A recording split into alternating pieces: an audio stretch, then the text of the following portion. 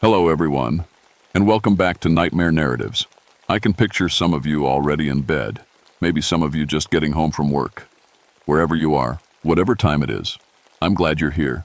If this helps you relax or sleep, please like and subscribe. It means a lot. Now let's get you comfortable, and I'll tell you tonight's story. My name is Marcus Kellerman, and I've been a park ranger for 16 years now. I work the Blue Ridge Parkway up in Virginia, around milepost 217 near Grandfather Mountain. It's beautiful country, but it can be dangerous too. I know these mountains better than most folks know their own backyard. I wasn't always a ranger.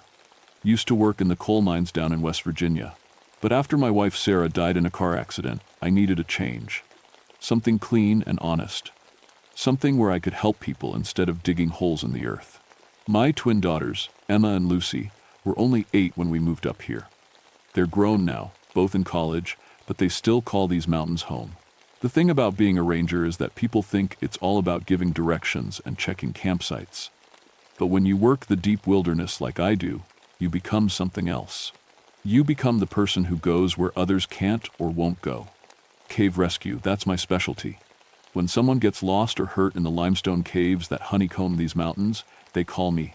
I've pulled bodies out of Hellhole Cave, Devil's Bathtub, and a dozen other places that don't even have names. I've rappelled down 300-foot drops and crawled through passages so narrow you have to breathe out to fit through. After 16 years, I thought I'd seen everything these mountains could throw at me. I was wrong. The Cherokee people who lived here first, they had stories about these caves. They called something the Kekle Kudle, stone giants that lived deep underground. Old-timers still whisper about them sometimes, especially when someone goes missing in the cave systems. I always figured it was just folklore, something to scare kids away from dangerous places. But on October 28, 1963, I learned that some stories are true. It started like any other emergency call. 3 experienced cave explorers, ATS spelunkers, they call themselves, had gone into Hellhole Cave for a routine mapping expedition. They were supposed to be out by 6 in the evening. When they didn't show up by midnight, their families called us. Hellhole Cave isn't some tourist spot.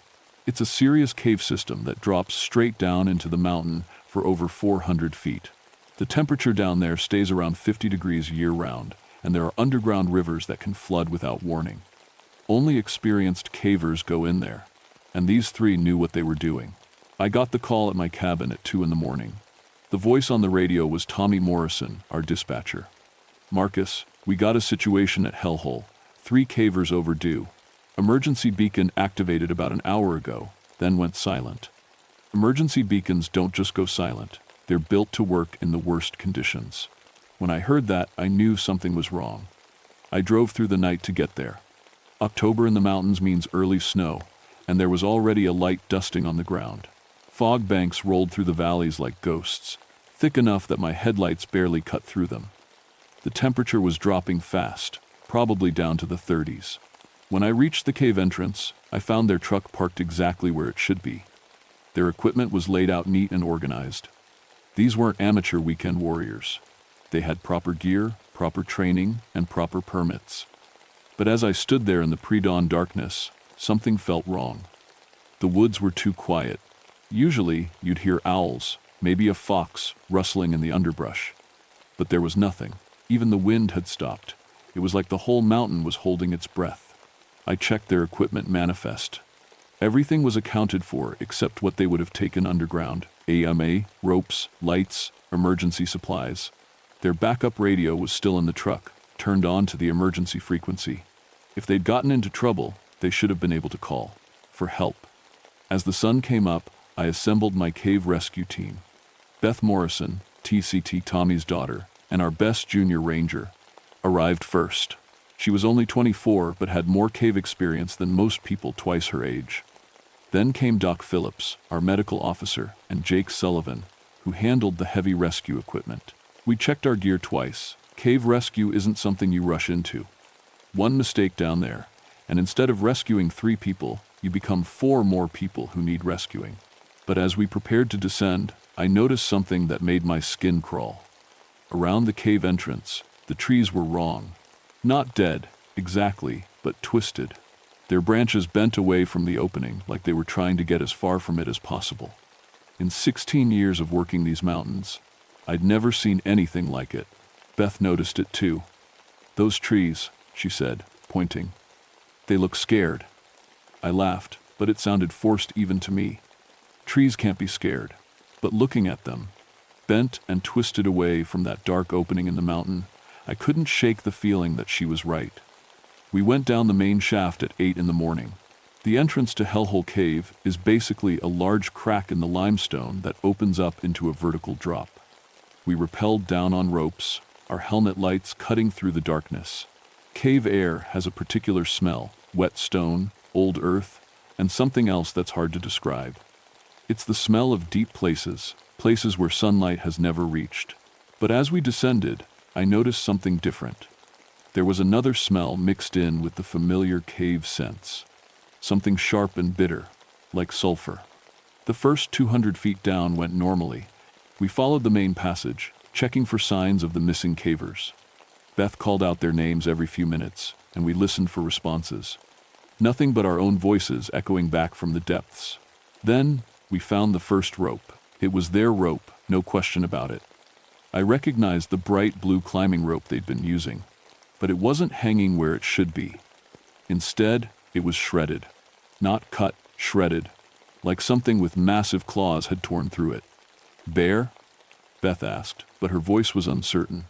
I examined the rope carefully. I've seen what bear claws can do to fabric and gear. This wasn't bear damage. The cuts were too clean, too deliberate, and they were huge. Whatever had made them had claws at least 6 inches long. We continued down. At the 300-foot mark, we reached the first major chamber. This is where most cavers would set up a base camp before exploring the deeper passages. We expected to find evidence that our missing people had been here. We found evidence, all right, but not what we expected. Their gear was there. Backpacks, extra rope, emergency supplies, but it was arranged wrong. Too neat. Too organized. Like someone had carefully placed each item in a specific spot. Cavers don't work that way. They drop gear where they need it, spread it around. This looked like someone had been playing with their stuff. And it was cold. Not cave cold, which is about 50 degrees. This was freezing cold. Our breath misted in front of our faces, and the limestone walls had a thin layer of frost on them. "This isn't right," Doc Phillips said. "Caves don't get this cold. The temperature should be constant." He was right. Cave temperature stays the same year-round because they're insulated by all that rock. But this chamber felt like the inside of a freezer. Beth was checking the gear when she called out. "Marcus, come look at this." She was kneeling next to one of the backpacks, shining her light on the ground. In the soft cave mud, there were tracks. Human boots heading deeper into the cave. But mixed in with them were other tracks. Bigger tracks. Much bigger. I knelt down to get a better look. The tracks were roughly human-shaped but enormous, at least 14 inches long and 6 inches wide. And deep. Whatever made them was heavy. Very heavy. "What could make tracks like that?" Beth asked. I didn't have an answer. In 16 years of cave rescue, I'd never seen anything like them. They looked almost human, but no human had feet that big. And the depth of the impressions suggested something that weighed at least 400 or 500 pounds. We followed the tracks deeper into the cave. The passage narrowed and widened, twisted left and right. Our helmet lights created moving shadows on the walls that seemed to dance and shift. The sulfur smell was getting stronger. Then our lights started acting up. It began with Beth's helmet light. It dimmed, flickered, then went out completely. She switched to her backup light, but the same thing happened. Then Doc's light failed. Then Jake's. Only my light was still working, and it was getting dimmer by the minute. "Equipment failure," Jake said, but he didn't sound convinced. Maybe moisture in the electrical connections. But our lights were sealed units, designed for cave work. They didn't just fail like this. Not all at the same time. We decided to retreat back to the chamber and check our equipment. But when we turned around, the passage looked different. Not wrong exactly, but not quite right either. Like someone had moved the walls a few inches while we weren't looking. "Did we take a wrong turn?" Beth asked. I consulted my map. According to my compass and the map, We were exactly where we should be. But the passage felt different. Wider in some places, narrower in others. After 16 years in these caves, I knew every twist and turn of hellhole. This wasn't the same passage we'd come down. We made it back to the chamber, but our equipment check didn't help. The lights worked fine until we tried to go deeper. Then they failed again. And that's when we heard it. A sound from somewhere far, below us. Not quite a roar, not quite a scream. Something that sounded like rocks grinding against each other, but with a voice behind it. It echoed up from the depths, bouncing off the limestone walls until it seemed to come from everywhere at once. We all froze. In 16 years of cave work, I'd heard plenty of strange sounds.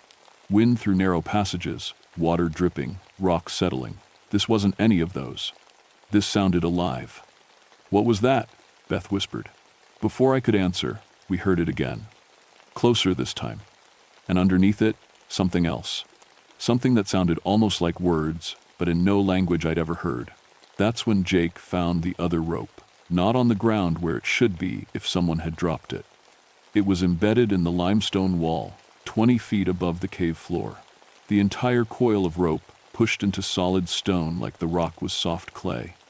I stared at it for a long moment, trying to make sense of what I was seeing. You can't push rope into limestone. Limestone is hard rock. It takes specialized tools and considerable force just to drive a piton into it. But there it was. A full coil of climbing rope, pressed into the cave wall like someone had pushed it into wet cement. "We need to get out of here," Doc said. His voice was tight with fear. I wanted to agree. Every instinct I had was screaming at me to get my team out of this cave. But 3 people were still missing down there. They might be hurt. They might need help. That's what I told myself. But deep down, I was starting to think that whatever had happened to those 3 cavers, we couldn't help them anymore. The sound came again. Much closer. And this time, I could swear it sounded like laughter. Against my better judgment, we went deeper. I know that sounds crazy. Every sign was telling us to get out. The equipment failures, the strange sounds, the rope embedded in stone. But I had 16 years of training telling me not to abandon people in trouble. 3 experienced cavers were somewhere in this cave system, and it was my job to find them. I just didn't know yet what we'd find instead. We took the passage that led to the lowest levels of Hellhole Cave.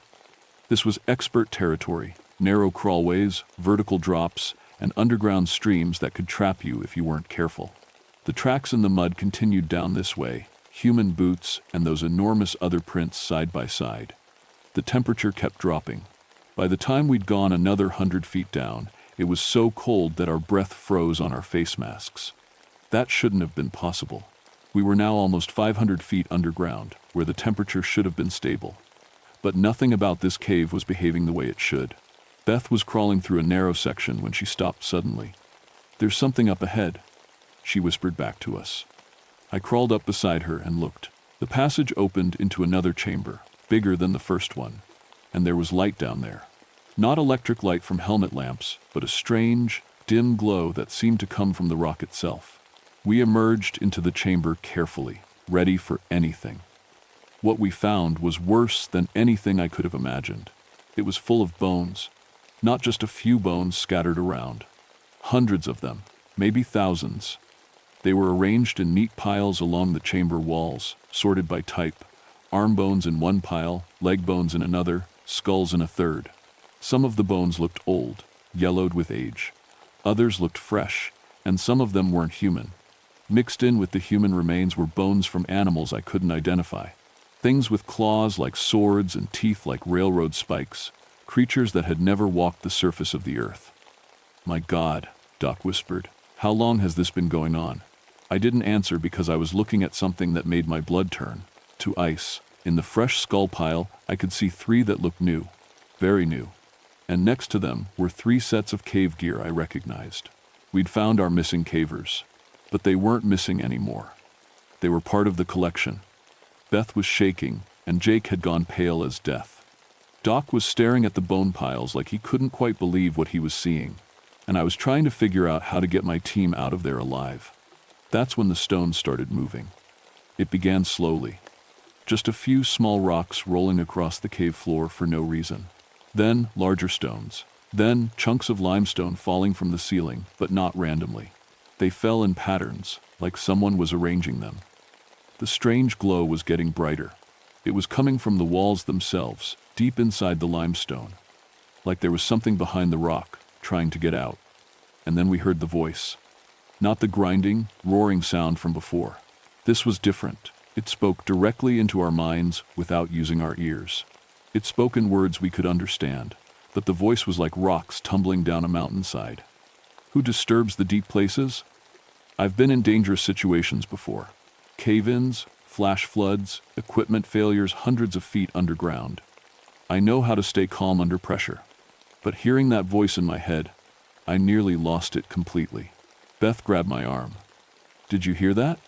We'd all heard it, or felt it, or whatever you call it when something speaks directly into your mind. The stones on the floor were rearranging themselves, forming patterns. Symbols. They looked almost like writing, but not in any alphabet I'd ever seen. The symbols seemed to move and shift even as I watched them. Surface DWE come too deep. Surface DWE disturb the guardian. I found my voice somehow.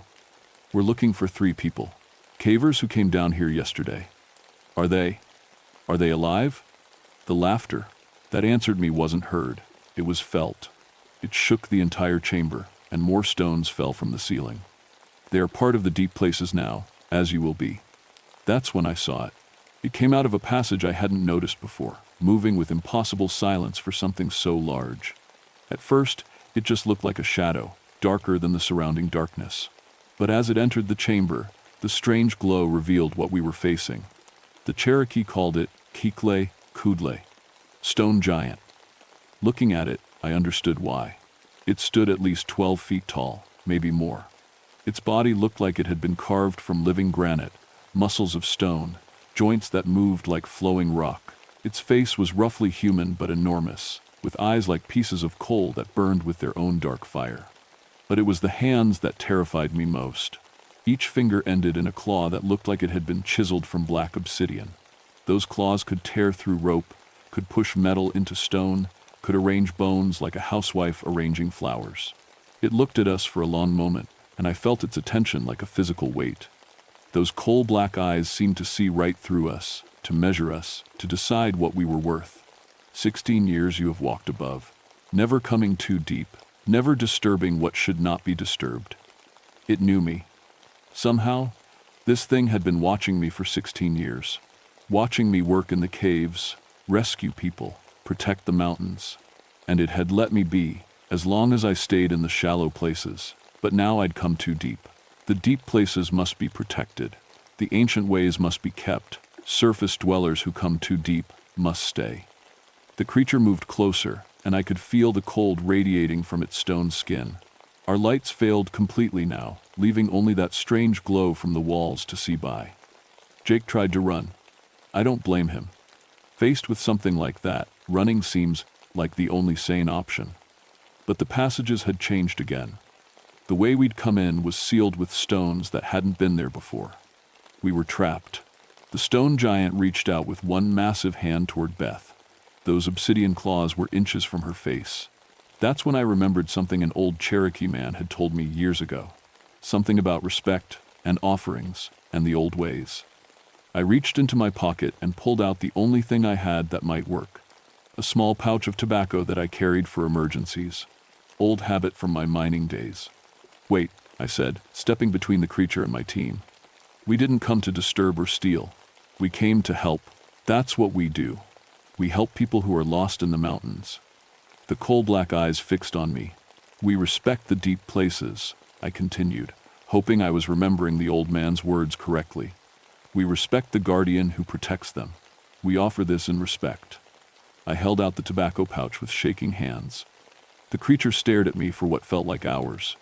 Then, slowly, it reached out and took the pouch. Its stone fingers were surprisingly gentle. You remember the old ways. Few surface dwellers remember. The glow from the walls began to fade. The stones that had blocked our exit passage rolled away. Go. Take your people. Do not come to the deep places again. I didn't need to be told twice. We ran. Through passages that twisted and changed around us, past chambers that definitely hadn't been there on the way down, up shafts that seemed to stretch on forever. Behind us, I could hear the sound of stone grinding against stone, like the mountain itself was moving. My team was in shock. Beth kept stumbling, Jake was hyperventilating, and Doc was muttering prayers under his breath. But we were alive, and we were moving toward the surface. The creature, the Kekle Kudla, wasn't chasing us. I could feel its presence somewhere far below, watching us go. But it wasn't following. It had made its point. We were almost to the main shaft when everything went wrong. The mountain started shaking. Not an earthquake. This was different. It felt like something huge was moving deep inside the earth, rearranging the very bones of the mountain. Chunks of limestone fell from the ceiling, and the passage ahead of us suddenly narrowed to half its size. "The whole cave system is collapsing," Jake shouted. But it wasn't collapsing randomly. I could see that now. The passages were being reshaped, reformed.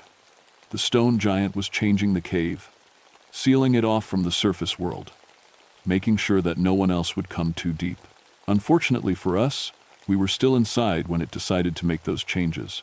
A wall of stone rose up in front of us, blocking our path to the main shaft. Behind us, the passage we'd just come through was sealing itself. We were trapped in a pocket of cave that was shrinking by the minute. "The emergency exit," Beth said. "There's an emergency shaft about 50 feet to the left." She was right. There was a narrow chimney that led up to a secondary entrance. It wasn't on any of the tourist maps, but cavers knew about it. The problem was, it was barely wide enough for one person at a time, and it was a straight vertical climb of over 200 feet. In normal circumstances, it would be difficult but doable. With the mountain reshaping itself around us, it was almost impossible. But it was our only chance.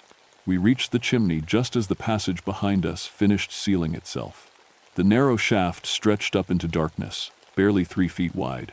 We'd have to climb without ropes, using just our hands and feet against the limestone walls. Doc went first.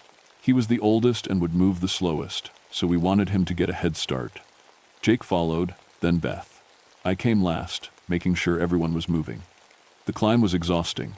Your arms and legs burn when you're chimney climbing, and the confined space makes you feel like you can't breathe. But we kept moving because we could feel the mountain changing around us. The shaft was getting narrower. We were about halfway up when I felt something touch my mind again. That same stone voice, but closer now. More personal. "Marcus Kellerman. Cellarman, you who goes underground." I almost lost my grip on the limestone. The creature was speaking to me directly, while I was clinging to a rock wall 200 feet underground. 16 years you have served the mountains. You understand the balance between surface and deep. I kept climbing, but I could feel its attention on me like a weight. The deep places must remain deep. The surface world must not know what lies below. You will ensure this. Above me, my team was still climbing. They couldn't hear this conversation. It was just between me and the guardian of the deep places. "How?" I gasped out loud. "You will know." And then I felt something change in my forehead. A burning sensation, like someone was carving into my skull with a hot knife. But it was inside my head, not on the surface. I reached up with one hand to touch my forehead and felt a mark there. A raised pattern in my skin that hadn't been there before. It felt like stone. The creature's voice came one last time, already fading as we climbed toward the surface. "Now you are marked. Now you are guardian of the boundary. Keep the surface world away from the deep places. Keep the secret." I understood. The tobacco offering had saved our lives, but it had also bound me to something. I was no longer just a ranger who happened to work in caves. I was something else now. A keeper of the boundary between the surface world and whatever ancient things lived in the deep places. We reached the top of the shaft, just as the sun was setting. We'd been underground for almost 10 hours, though it felt like 10 years. We lay on the ground outside the secondary entrance, breathing the cold mountain air and trying to convince ourselves that we were really alive. When I sat up and looked back at the cave entrance, it was gone. The shaft we'd just climbed out of had sealed itself. There was nothing but solid rock where the opening had been. Beth was staring at me strangely. "Marcus," she said, "your forehead." I touched the mark again. It was still there, raised like a scar, but warm to the touch. "What is it?" she asked. I looked at my team: Beth, Doc, and Jake. All of them traumatized. All of them changed by what we'd experienced. All of them expecting me to explain what had happened, but I knew I couldn't tell them the truth. Not the whole truth. The thing in the deep places had made that clear. Some secrets were too dangerous for the surface world to know. Cave debris, I said, must have hit me during the collapse. It was a lie, but it was a necessary lie. The first of many I would tell over the years, to keep the boundary between the surface and the deep places intact. We filed our report 2 days later. 3 experienced cavers had been killed in a sudden geological collapse in Hellhole Cave.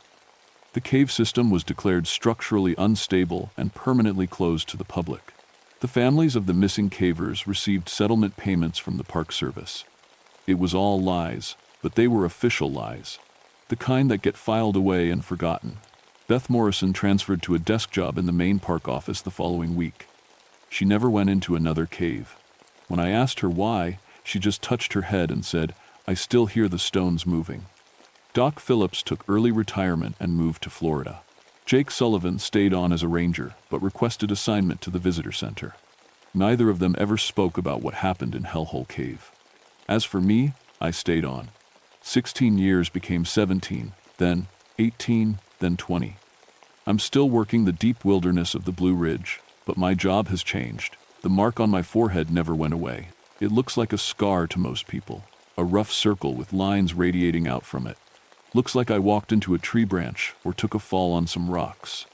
But it's not a scar, it's something else. It's a compass.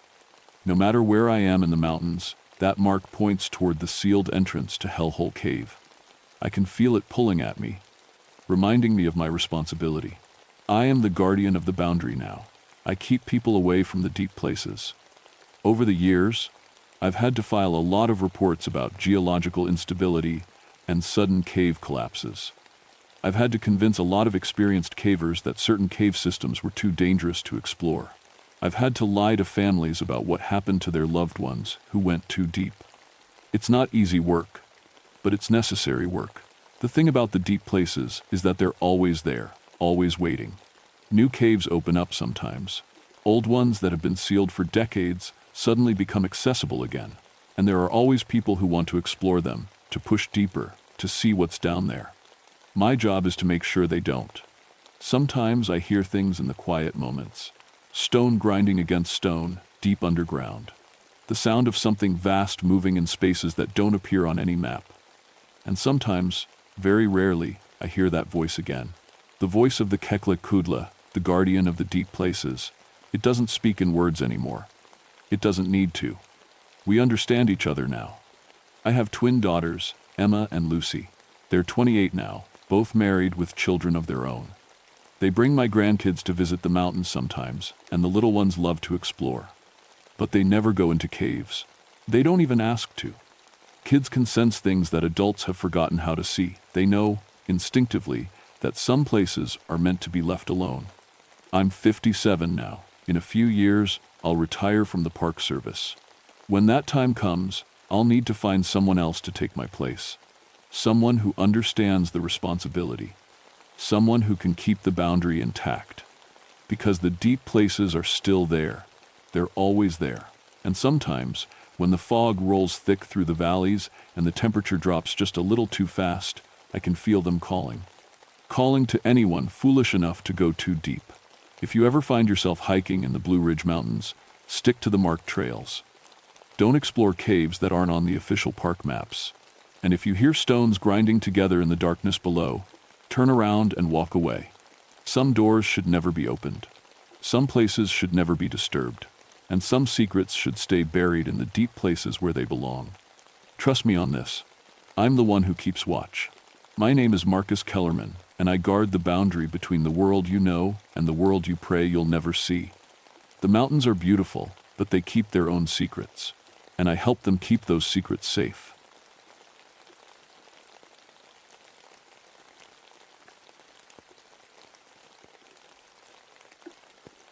My name is Eleanor Whitmore, and I've been a park ranger at Seneca Rocks for 12 years now. People always ask me why I chose this job, working with families and kids in the wilderness. The truth is, I used to be a pediatric nurse before this. I was good at it too, until the day I lost my own little girl in a car accident. After that, I couldn't stand being around sick children anymore. But healthy, happy kids running around the mountains, that felt like healing. Seneca Rock sits in West Virginia's North Fork Valley, where these massive sandstone cliffs shoot up from the earth like giant fingers reaching for the sky. The rocks are almost 900 feet tall, and when the morning mist rolls through, they look like something from a fairy tale. Families come here every summer to camp, hike, and watch their kids explore nature for the first time. I specialize in family camping, safety, and child emergency response. After what happened to my daughter, I made it my mission to make sure no other parent would lose their child on my watch. I know every trail, every cliff edge, every place a curious kid might wander off and get into trouble. The summer of 1971 was different, though. We'd been having this terrible heat wave for weeks, with the kind of sticky humidity that makes your clothes stick to your skin. The air felt heavy, like it was pressing down on everything. Even the animals seemed nervous. Birds would stop singing suddenly, and I'd see deer standing perfectly still, like they were listening for something I couldn't hear. What most visitors don't know is that these mountains are full of old mine shafts from the 1800s. Back then, they were digging for coal and lead, and safety wasn't exactly a priority. In 1847, there was a terrible accident at the Seneca mine. A section collapsed during a storm, trapping 23 children who were working inside. They never found the bodies. The mine was sealed up, and people tried to forget about it. But kids have always been drawn to those old mine entrances. There's something about dark, mysterious holes in the ground that makes children want to explore, no matter how many times you tell them it's dangerous. That weekend in late August, we had 4 families camping in our busiest section. The Millers had 2 kids, 8-year-old Tommy and his little sister Sarah, who was 6. The Hendersons brought their quiet 10-year-old son David, and the Clarks had 9-year-old Amy, a bright girl who loved to ask questions about everything. Friday evening, everything seemed normal. Kids were roasting marshmallows, parents were relaxing after setting up their tents, and I was making my usual rounds to check on everyone. But I noticed something odd. Several parents mentioned that their children had been talking about making new friends, kids they'd met earlier that day. Tommy keeps going on about these children who know all the best hiding spots. Mrs. Miller told me with a laugh. Says they're teaching him games I've never heard of.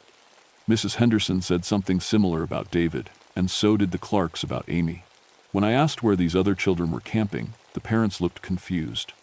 "We haven't seen any other kids around here, mister," Clark said, scratching his head. "Amy insists they're real, but we figured she just has a good imagination." I made a mental note to keep an eye out for families I might have missed during check-in, but something about it bothered me. In 12 years, I'd never lost track of who was staying where. That night, I couldn't sleep. The heat was suffocating, and there was this strange stillness in the air. No insects chirping, no wind rustling the leaves. Just silence that felt too deep, too empty. Around midnight, I thought I heard something that made my blood run cold. Children laughing. It was faint, echoing from somewhere far away, but it definitely sounded like kids playing. I grabbed my flashlight and walked toward the noise, but the laughter seemed to come from everywhere and nowhere at once. When I reached the area where it seemed loudest, I was standing near one of the old mine markers, a rusted sign that read, "Danger. Abandoned mine shaft. Keep out." The laughing stopped as soon as I got there. Saturday morning started like any other summer day, except for one thing. It was too quiet. Usually by 7 a.m., you'd hear kids running around, parents making breakfast, the normal sounds of a campground waking up. Instead, there was just silence. I was making my morning coffee when Mrs. Miller came running to my station, still in her pajamas, tears streaming down her face. Eleanor, I can't find Tommy and Sarah. They're not in their tent. They're not anywhere." My training kicked in immediately. "When did you last see them?" "Last night at bedtime, around 9. They were whispering and giggling about playing with their new friends today, but I told them to go to sleep." She was shaking. "I just checked on them now and their sleeping bags are empty." "They're gone!" Before I could respond, Mr. Henderson came jogging over, looking panicked. "Have you seen David? He's not in his tent either." My stomach dropped. "What about the Clarks?" We all looked toward their campsite at the same time, and Mrs. Clark came running toward us, calling Amy's name. 4 children, gone without a trace. I immediately called for backup and started following protocol. We searched every tent, every trail, every obvious place kids might wander. I called the children's names until my voice was hoarse, but there was no response. It was like they had vanished into thin air. The weird thing was, there were no signs of struggle, no footprints leading away from the campsite, nothing disturbed. Their sleeping bags were just empty, like the kids had simply evaporated. By noon, we had search teams combing the entire area. Police dogs, Forest Service rangers, volunteers, force ever. Everyone looking for 4 missing children. The parents were beside themselves, and I was starting to feel that familiar panic I remembered from the day I lost my own daughter. That's when Tom Ashford, another ranger who'd been working these mountains longer than anyone, pulled me aside. "Eleanor, you need to see something," he said quietly. He led me to a spot about 50 yards from the main campsite, near a cluster of tall rocks. "Look at this." In the soft dirt near the base of the rocks, there were dozens of small handprints. But they weren't normal handprints. They were too pale, like they'd been made with chalk or flour instead of skin. And they led directly toward a rock face that should have been solid stone. "That's impossible," I whispered. "There's no opening there." Tom nodded grimly. "That's what I thought too. But look closer." I knelt down and examined the rock wall. At first, it looked completely solid. But when I moved my flashlight at just the right angle, I could see the faintest outline of an opening, like a crack barely wide enough for a child to squeeze through. "How long has this been here?" I asked. "As far as I know, never. I've been past this spot 1,000 times." Tom's voice was shaky. "Eleanor, these handprints, they're not just leading to the rock. They're coming from inside it too." I felt a chill run down my spine despite the heat. We called to the search teams and pointed out our discovery. But when the lead officer came over with his flashlight, he couldn't see the opening at all. "You two need some water and rest," he said dismissively. "Heat exhaustion can cause hallucinations." But Tom and I knew what we'd seen. And as the day wore on, things got stranger. Around 3 in the afternoon, Mrs. Miller suddenly perked up during the search. "Do you hear that?" she asked. We all stopped and listened. Faintly, carried on the breeze, we could hear children's voices. Not calling for help, but playing. Singing songs and giggling, like they were having the time of their lives. The voices seemed to come from inside the rocks themselves. "Tommy, Sarah," Mrs. Miller screamed toward the cliff face. "Mommy's here, come back." For just a moment, the children's voices got louder, and I swear I heard Tommy's voice call back. "We're playing with our new friends. They know the best games." Then silence. The police officer who had dismissed our discovery earlier now looked concerned. "Where exactly are those voices coming from?" I led him to the same spot where Tom and I had found the handprints, but now there was no trace of them. The dirt was smooth, undisturbed. And the crack in the rock? Gone. The wall was completely solid stone. But I could still hear the children laughing, somewhere far beneath our feet. As the sun started to set, the search teams decided to expand their grid and continue through the night. Parents were setting up a camp at the ranger station, refusing to leave without their children. I stayed with them, but my mind kept going back to those pale handprints and the impossible crack in the rock. That night, I did something I probably shouldn't have.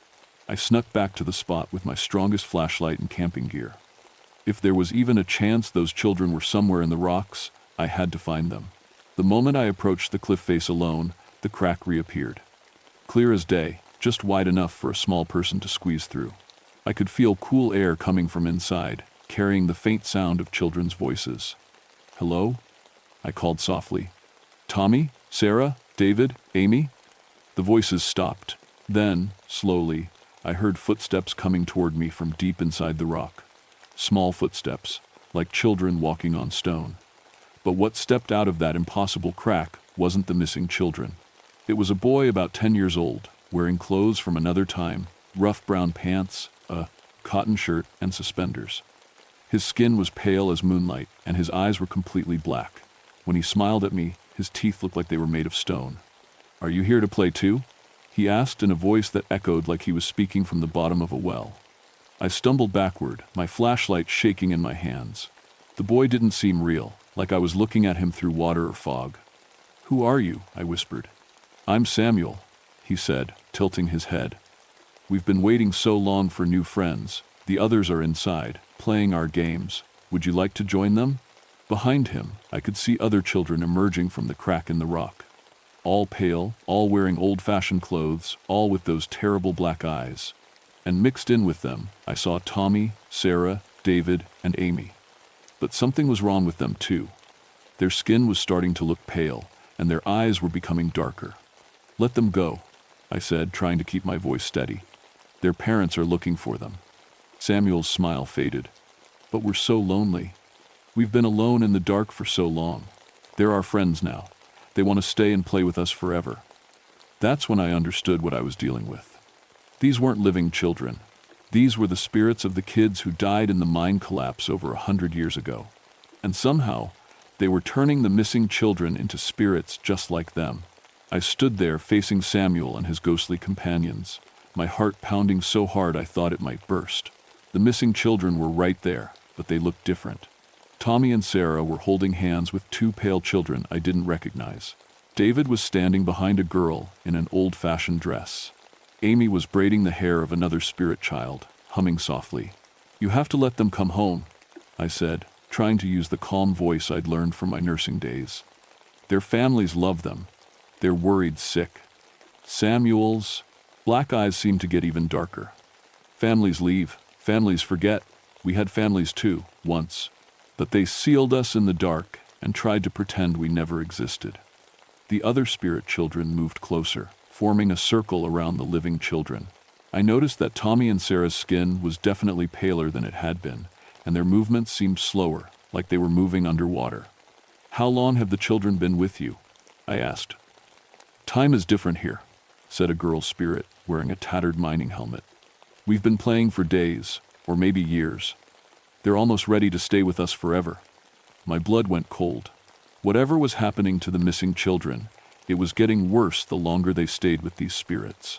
I had to get them out, but I also knew that if I tried to grab them and run, the spirits might do something terrible. "Samuel," I said, kneeling down to be at his eye level, "I understand why you're lonely. You've been trapped here for over 100 years. That must be so hard." He nodded, and for a moment, his terrifying black eyes looked almost human. "The mountain fell on us while we were working. We called for help, but no one came. We waited and waited until we forgot what it felt like to be warm, to be real. But taking these children won't fix your loneliness," I continued carefully. "It will just make more families feel the same pain yours felt when they lost you." Samuel's face twisted with anger. "These children want to stay. Tell her," he commanded, turning to Amy. Amy looked at me with eyes that were now more gray than brown. When she spoke, her voice sounded hollow and distant. "We're having fun, Miss Eleanor. The games here are so much better than the boring games up there. We never get tired, and we never have to go to bed." But I caught something in her voice, a tiny tremor of fear or confusion.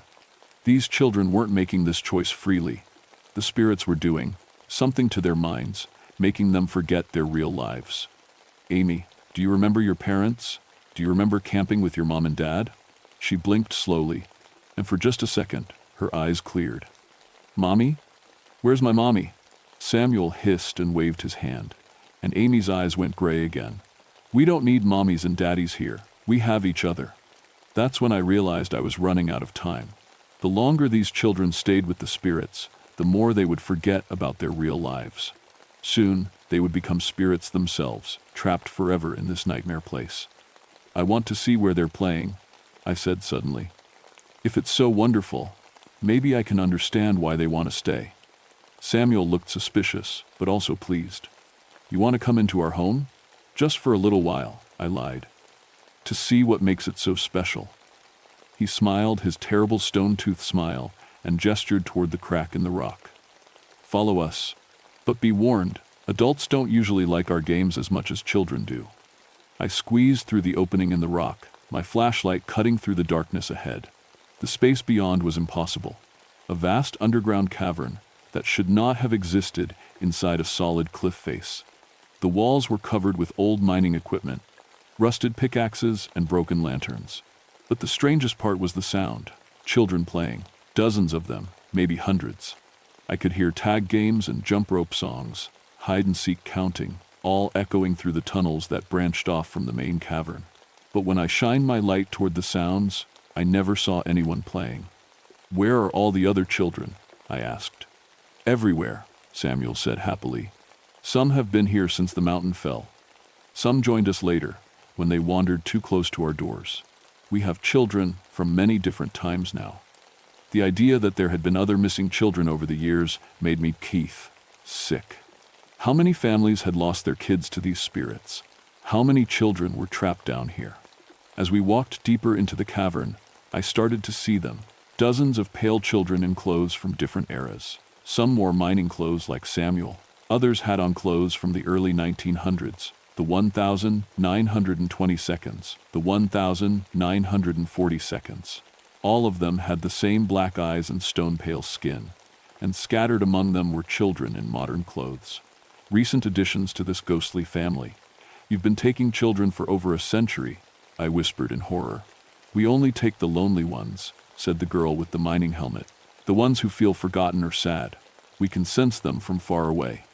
That's when I understood why Tommy, Sarah, David, and Amy had been chosen. I remembered the parents saying their kids had been talking about feeling left out at school, or fighting with siblings, or struggling to make friends. The spirits had sensed their loneliness and used it to lure them here. "But they're not really lonely," I said. "They have families who love them.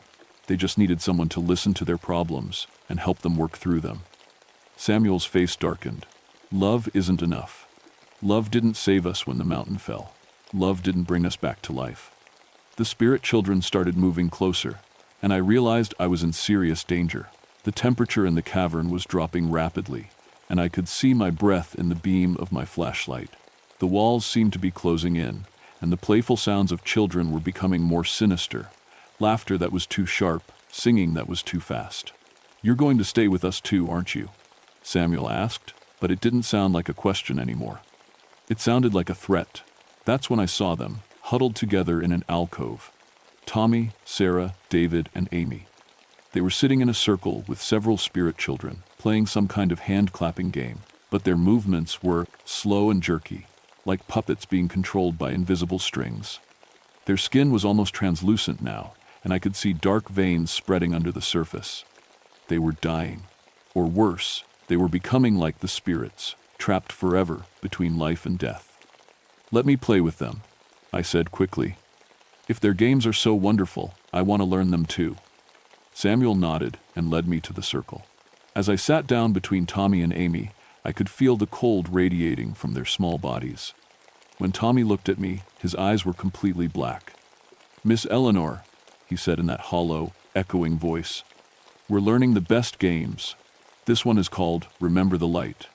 The spirit children started clapping in a complex rhythm, and Tommy, Sarah, David, and Amy joined in. As they clapped, I could see flashes of memory in their eyes, the brief moments where they remembered their real lives. A birthday party, Christmas morning, playing in their backyards, but each memory was flickering and fading, like candles being blown out one by one. I realized this wasn't just a game.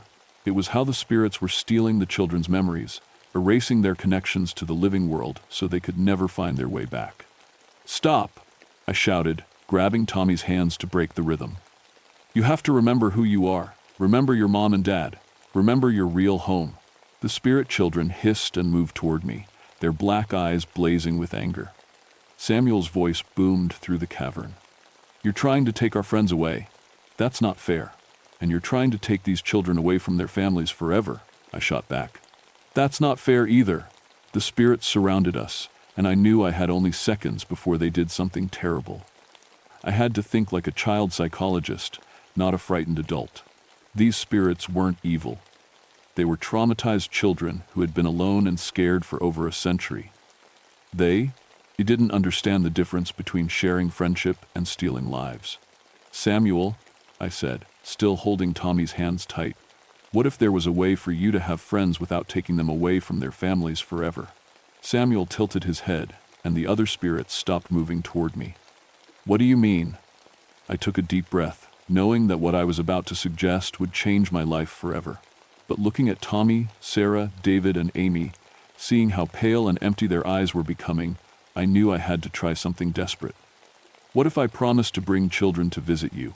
Real children who could play with you and keep you company, but who would always go home to their families at the end.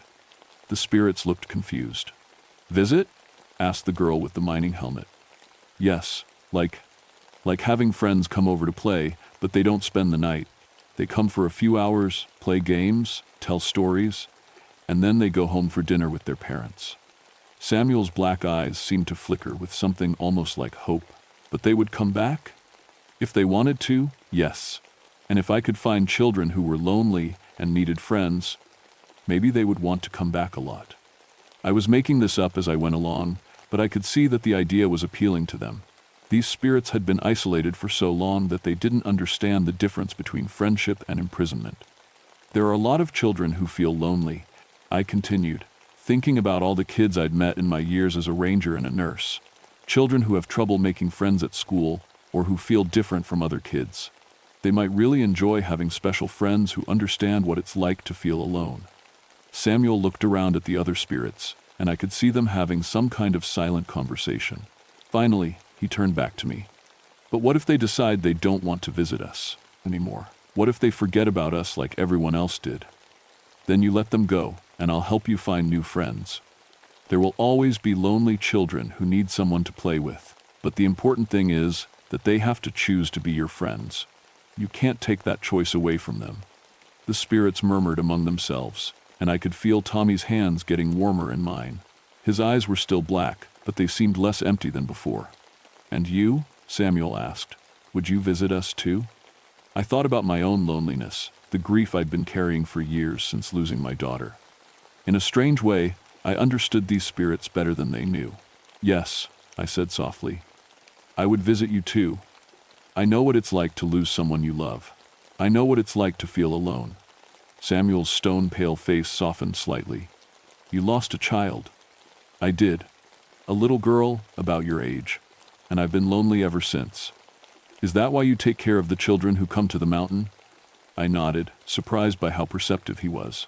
Yes, helping other children feel safe helps me remember what it was like to love my daughter.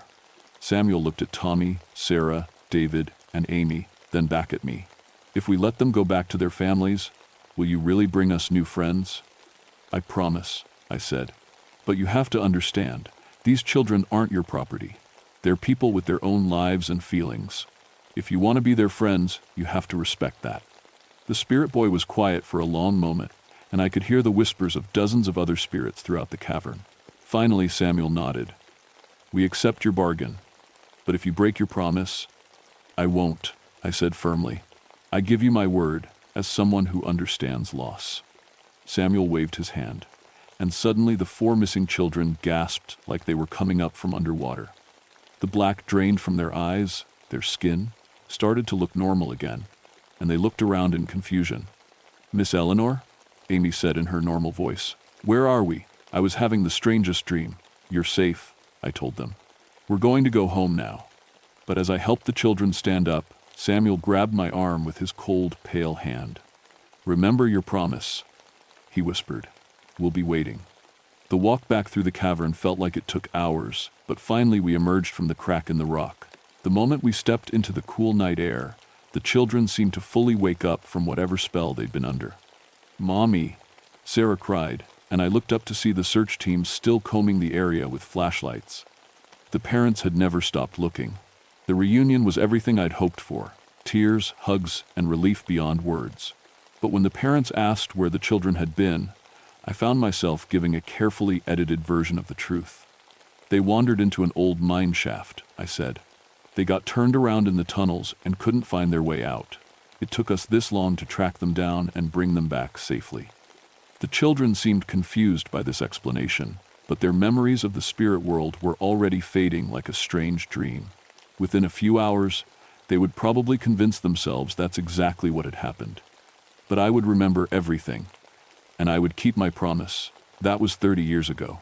I'm retired now, but I still live in the valley near Seneca Rocks. And every month, I keep my promise to Samuel and the other spirits. It started small. I began volunteering with children who were struggling. Kids in foster care, kids with disabilities, kids who had trouble making friends at school. I would bring them to the mountains for special camping trips, and we would visit the spirits. The children always thought it was just their imagination at first, but the spirits were gentle with these living children, playing games and telling stories, never trying to trap them or steal their life force. And the lonely kids loved having friends who understood what it was like to feel different or forgotten. Over the years, I've brought dozens of children to visit the spirits. Some came once and never wanted to return. Others became regular visitors, growing up with their ghostly friends and eventually bringing their own children to meet them. The spirits have kept their part of the bargain too. There have been no more unexplained disappearances around Seneca Rocks. No more children vanishing without a trace. But sometimes, late at night when I'm walking near the old mine sites, I still hear them playing. Children's laughter echoing from beneath the stone, games of tag in tunnels that shouldn't exist, and Samuel's voice calling out, "Thank you for remembering us." I had a memorial built at the site where the original mining accident happened. 23 small headstones with the names of the children who died in 1847, and a plaque that reads, "In memory of the young lives lost to the mountain, they are not forgotten." People visit that memorial now. Families bring flowers, and sometimes I see children sitting by the headstones, talking quietly to spirits only they can see. I always watch from a distance, making sure both the living and the dead are safe. The truth is, I understand Samuel and his friends better now than I did that night in the cavern. We're all looking for connection, for someone who remembers we existed, for proof that our lives mattered. The spirits found that connection in the wrong way at first, but now they've learned a better way. And I found my own peace too. Taking care of lonely children, both living and dead, has helped heal the hole in my heart left by my daughter's death. She would have been about Samuel's age if she had lived. Sometimes I think that's why I was the one who could talk to him, because I understood what tweenine it meant to be a child lost too soon. If you ever find yourself camping near old mining areas, especially if you have children with you, listen for the sound of kids playing where no children should be. Don't be afraid, they're just lonely and looking for friends. But remember what I learned that summer night 30 years ago. True friendship can't be forced or stolen. It has to be freely given. And if you ever see a pale child with black eyes watching from the shadows, don't run away. Just remember that they were someone's son or daughter once, and they've been alone in the dark for far too long. Some promises are worth keeping forever, even the ones we make to ghosts. Asterisk, end of story. 4,847 words, asterisk. Asterisk. Eleanor Whitmore retired from the National Park Service in 1989 but continues to work with at-risk children in West Virginia. The Seneca Mining Memorial receives over 10,000 visitors each year. No children have gone missing in the Seneca Rocks area since 1971. Asterisk.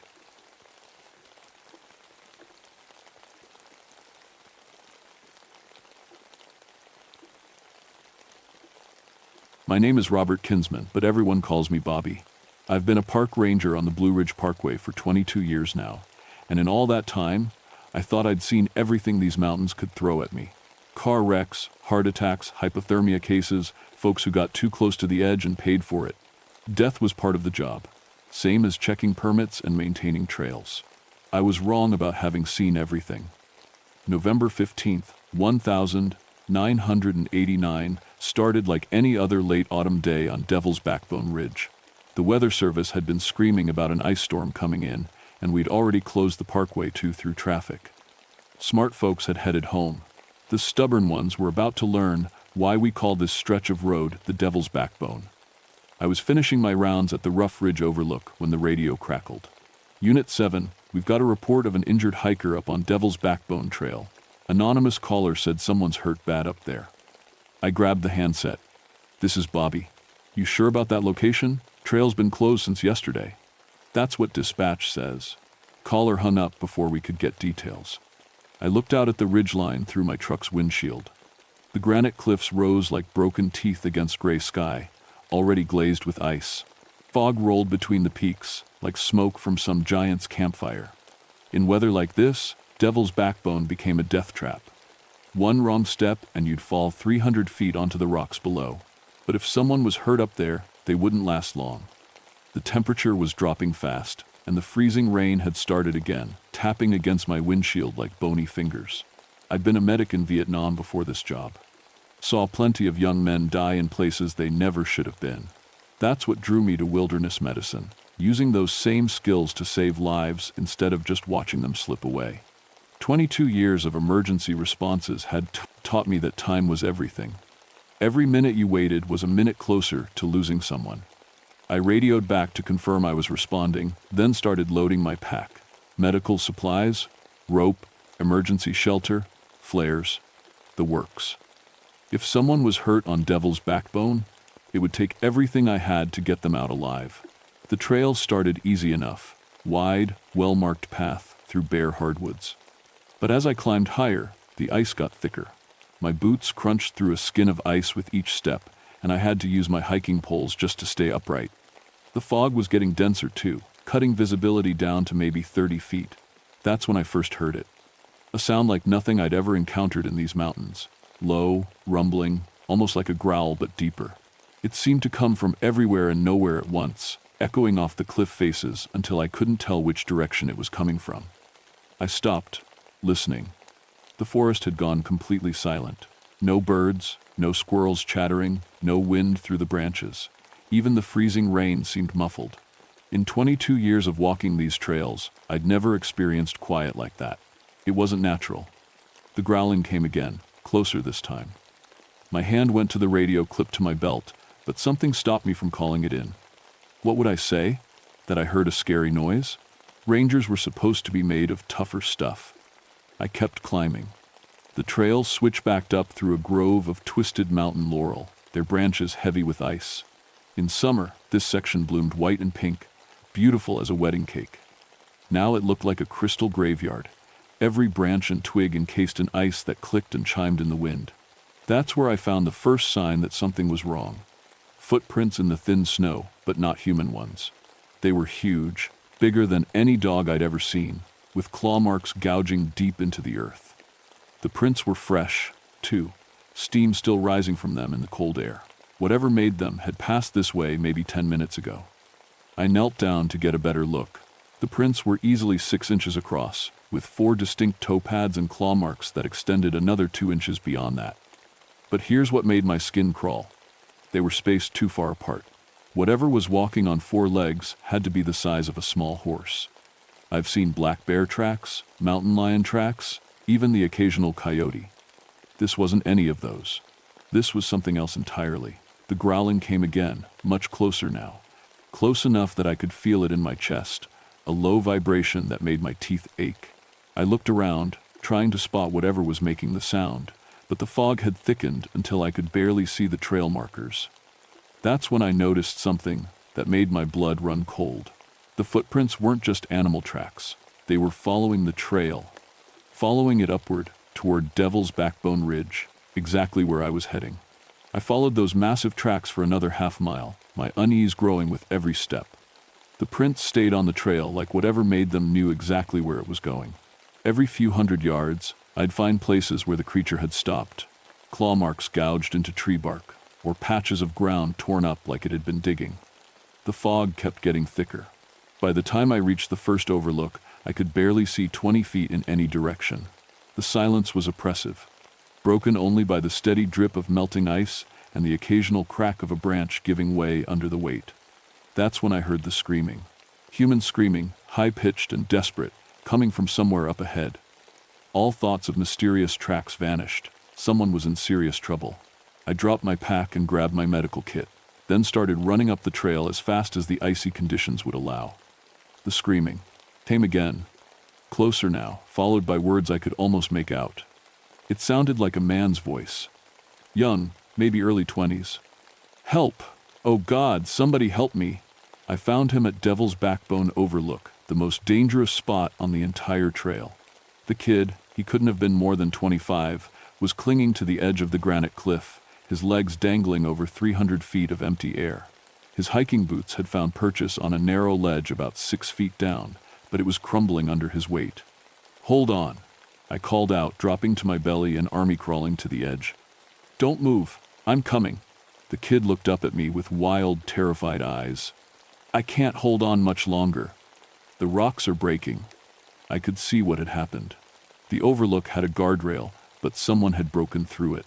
or something had broken through it.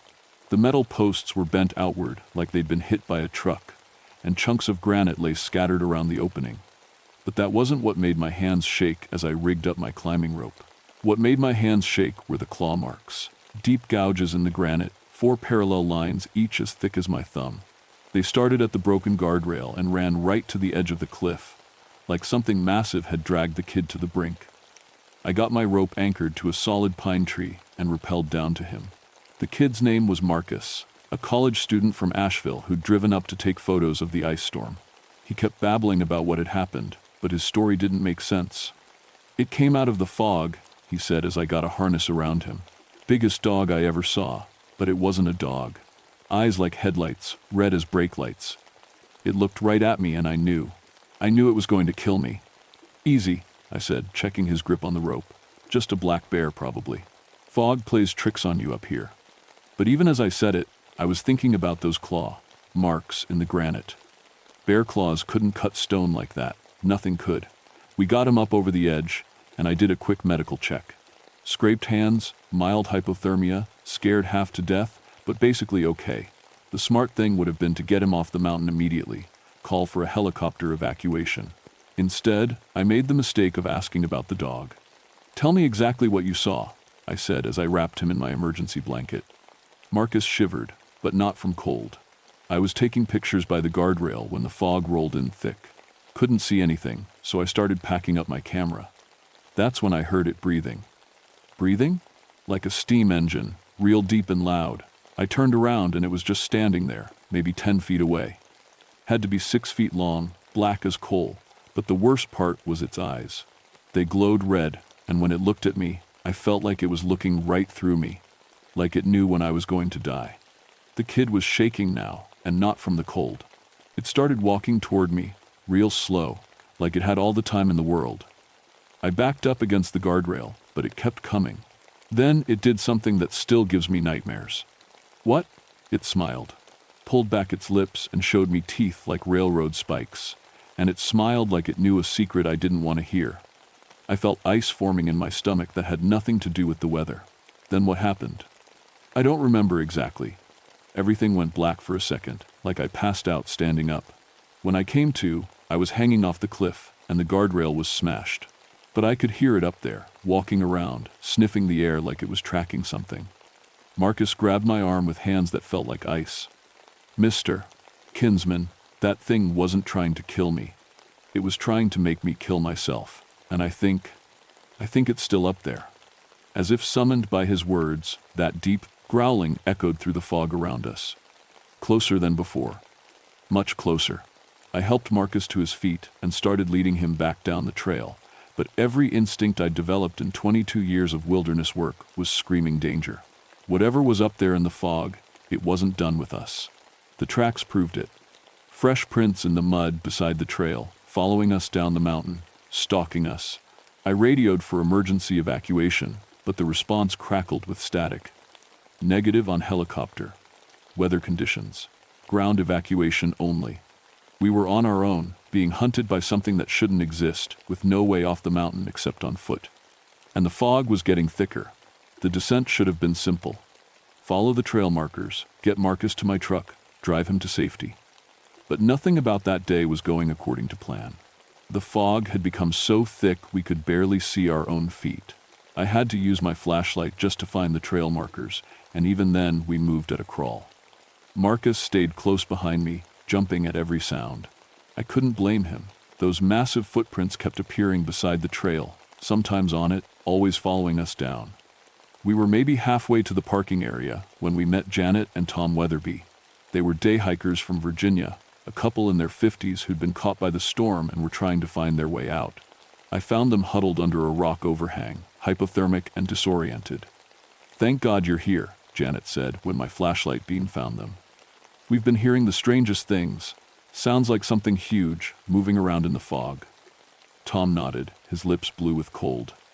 "Growling too. Never heard anything like it." I got them both wrapped in emergency blankets and shared what little hot coffee I had in my thermos. Basic wilderness first aid. Treat the hypothermia. Keep them moving. Get them to warmth and safety. "How long have you been stuck here?" I asked. About an hour, Tom said. We were heading down when the fog got so thick we couldn't see the trail. Then we started hearing things. What kind of things? Janet and Tom exchanged looks. It's going to sound crazy, Janet said finally. Try me. We heard a dog howling, but it sounded wrong. Too deep, too loud. Then we heard it moving through the bushes, circling us. We never saw it, but we could hear branches breaking, like something really big was pushing through. My stomach dropped. When was this? Maybe 20 minutes ago, right before you showed up. I helped them to their feet, trying to keep my voice calm. We need to move, all of us, together. Stay close and don't wander off the trail for any reason. We formed a line, me in front with the flashlight, then Marcus, then the weather buys. I kept one hand on my radio and the other on the flashlight, sweeping the beam back and forth across the trail ahead. That's when I noticed something that made my blood freeze. The tracks had changed. Instead of following us, they'd moved ahead. The massive paw prints led down the trail in front of us, like whatever was making them had circled around to cut off our escape route. I was trying to figure out how to handle this when Marcus grabbed my shoulder. "Mr. Kinsman," he whispered, "look." I followed his pointing finger into the fog to our left. 2 red lights glowed in the darkness, maybe chest high, about 30 feet off the trail. They weren't moving, just watching us. "What is that?" Janet asked. Before I could answer, the lights blinked. Once, slow and deliberate, like a massive eyelid closing and opening. "Nobody move," I whispered. The red lights began to move, circling us just outside the range of my flashlight. I could hear it now, the sound of something huge moving through the underbrush, breaking branches, disturbing the ice-covered leaves. But it moved, silent as smoke, like it weighed nothing at all. Then Tom Weatherby made a mistake that cost him his life. He stepped off the trail. It happened so fast I almost missed it. 1 second he was right behind his wife. The next he was stumbling sideways into the fog, like something had called to him. Janet lunged for his hand, but he was already too far away. "Tom!" she screamed. I swung my flashlight toward where he'd gone, but the beam just disappeared into the gray wall of fog. No sign of him anywhere. "Tom, answer me!" Janet called out. We heard him respond, but his voice sounded strange, flat, emotionless. "I'm fine, just got turned around. Keep going, I'll catch up."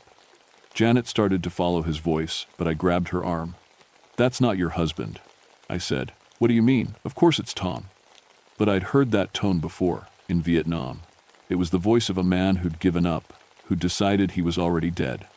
I'd heard it from soldiers who walked into enemy fire without caring if they lived or died. "Tom," I called out, "follow my voice. Come back to the trail." No answer. Then we heard the scream. It started human and ended as something else entirely. A sound of pure terror that cut through the fog like a knife, echoing off the cliff faces until it became an inhuman wail that seemed to go on forever. Janet collapsed. Marcus vomited.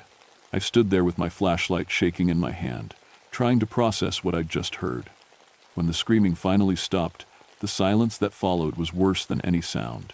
Complete, absolute quiet, like the mountain itself was holding its breath. "We have to find him," Janet whispered. "No," I said. "We have to get out of here, right now." I helped her to her feet and got our little group moving again. But I could feel it out there, watching us, following us, playing with us. Because that's what it was doing, playing. If it had wanted to kill us all, it could have. Instead, it had taken Tom, and now it was hurting the rest of us like sheep. The question was, where was it hurting us to? I got my answer when we reached the place where the trail split. The main path led down to the parking area and safety. The other fork led up to Devil's Backbone Ridge and the old Civil War battlefield. Fresh claw marks had been gouged into the trail sign, obliterating the arrow that pointed towards safety. Only one path remained clear, the one leading up, into the darkness where that thing was waiting for us. I stood at that torn-up trail sign, playing my flashlight beam over the destroyed metal, and made a decision that probably saved our lives. Instead of following where that thing wanted us to go, I took us off trail entirely. "We're going cross-country," I told Marcus and Janet, "straight down through the woods to the parking area." "Is that safe?" Marcus asked. "Safer than going where it wants us to go." We pushed through the underbrush, breaking trail through ice-covered rhododendron and mountain laurel. It was slow going, but at least we were heading toward my truck instead of deeper into whatever trap that creature had set for us. That's when I learned the thing was smarter than I'd given it credit for. We'd been bushwhacking for maybe 10 minutes when I heard Janet gasp behind me. I turned to see her staring at something in the fog ahead. A red glow, like brake lights through the mist. "It's just my truck," I said, relief flooding through me. "We made it." But as we got closer, I realized something was wrong. The red glow was too high off the ground, too bright, and it was moving, swaying back and forth like lanterns hanging from a tree. That's when I understood what I was really looking at. Eyes, massive red eyes, level with my chest, watching us approach. The creature stepped out of the fog, and for the first time I got a good look at what we were dealing with. It was huge, 6 feet long and nearly 4 feet tall at the shoulder, black as midnight, with fur that seemed to absorb light rather than reflect it. Its head was wolf-like but massive, with a mouthful of teeth like broken glass. But the eyes were the worst part. They glowed red as hot coals. And when they looked at you, you felt like they were seeing right through to your soul. "My God," Janet whispered. "What is it?" The creature's lips pulled back in what might have been a smile, showing those terrible teeth. When it spoke, its voice was like distant thunder. "I am the shepherd of the dead," it said, "the guardian of the final door. I have walked these ridges since the blood soaked the ground at Devil's Backbone." Marcus grabbed my arm. "It can talk?" "Men call me many names," the creature continued. "Hellhound, Black Shuck, the Grim. But I am simply what I have always been, the herald of death." I found my voice, though it came out as barely a whisper. "What do you want?" Those red eyes fixed on me. "I want nothing. I simply am. Where death gathers, I appear. Where blood spills, I feed. This place has known much death, Ranger kinsman. First the Cherokee, driven from their burial grounds. Then the soldiers, blue and gray, dying by the hundreds on these very rocks. Their blood soaked into the stone, and their dying screams echoed through these valleys. The temperature around us seemed to drop another 10 degrees. I was drawn here by that feast of death, and I have remained. For more than a century, I have walked these trails, marking those whose time has come. Some die by accident, a slip on icy rocks, a fall from the overlook. Others I help along when their fear calls to me. "Tom," Janet said. "What did you do to Tom?" The creature's head turned toward her. "Thomas Weatherby died as he was meant to die. I simply showed him the path to his destiny, as I will show you." That's when I understood. This thing didn't just kill people. It fed on death itself. It could sense when someone was close to dying, and it could push them over the edge. That's why it had isolated us up here, cut off our escape routes, filled us with terror. Fear made people make mistakes. Mistakes led to accidents. Accidents led to death. And death fed the creature. "You're wrong about one thing," I said, surprised by how steady my voice sounded. The red eyes focused on me. "What is that, Ranger?" "You said you mark those whose time has come, but our time hasn't come, not today." The creature's laugh was like wind through a graveyard. "I can smell the death on all of you. The woman's heart pounds too fast. It will stop before dawn. The young man's mind breaks under the weight of what he has seen. He will walk off the cliff willingly. And you carry old death in your bones, soldier. War death. You have been dying slowly for 20 years. It was right, and we all knew it." Janet was hyperventilating, her face gray with shock.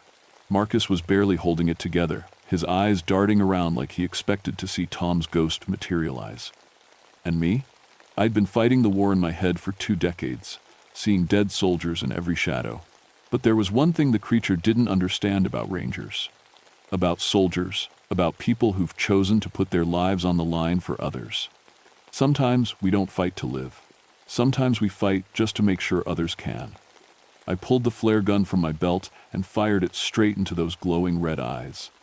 The creature shrieked, a sound like metal tearing, and stumbled backward. The magnesium flare burned like a miniature sun, casting stark shadows through the fog and revealing the thing's true size. It was even larger than I'd thought, more like a small horse than a large dog. "Run!" I shouted to Marcus and Janet. "Straight downhill. Don't stop for anything." They ran. I stood my ground, reloading the flare gun and trying to figure out how to kill something that might already be dead. The creature shook its massive head, the fur around its eyes still smoldering. When it looked at me again, the red glow had intensified. "You cannot kill death itself, soldier." "Maybe not," I said, "but I can sure as hell try. I won't lie and say I defeated the thing. You can't fight something like that with flare guns and ranger training." But I learned something important in those final moments on Devil's Backbone Ridge. The creature was bound to this place, bound by the violence that had happened here over the centuries, bound by the blood that had soaked into these rocks. It could leave the immediate area, but not for long. And it needed fresh death to maintain its presence in our world. What I did was simple. I denied it that death. When it charged me, expecting me to run or cower or make some fatal mistake, I did something it didn't expect. I sat down on a rock and started talking about Vietnam, about the soldiers I'd treated, the ones I'd saved, and the ones I'd lost, about how death had been my companion for so long that seeing it again, even in this form, felt almost like meeting an old friend. The creature stopped, confused. Here was a man who should have been terrified, who should have been running or fighting or dying. Instead, I was just talking. "You know what I learned as a medic?" I said. "Death isn't something that happens to you. It's something you choose. Every day, every minute, you choose to keep breathing, keep fighting, keep caring about other people. And as long as you keep choosing life, death has to wait." The red eyes dimmed slightly. "These mountains have seen enough death," I continued. "Cherokee families driven from their homes, young soldiers bleeding out in the snow, hikers who made one wrong step. Maybe it's time for something different. Maybe it's time for life to have a turn." I don't know if the creature understood what I was saying, or if it just realized I wasn't going to provide the fear it needed to feed. But after what felt like hours, it turned and melted back into the fog, heading deeper into the mountains where the old battlefields lay quiet under their blanket of ice. I found Marcus and Janet at my truck, hypothermic but alive. We drove them to the hospital in Asheville, where the doctors treated them for exposure and shock. Tom Weatherby's body was never found, though search teams combed the area for weeks. The official report listed his death as a hiking accident. Lost in fog, probable fall from cliff face. It happens more often than people think on Devil's Backbone Ridge, but I know better. And now, 3 decades later, so do you. The strange thing is what happened to me after that night. Something changed during my encounter with that creature. Maybe it was the proximity to so much death, or maybe something about the way it looked at me. But I started seeing things I'd never seen before. I could tell when someone was carrying death with them. Not necessarily about to die, but walking closer to that edge than most people.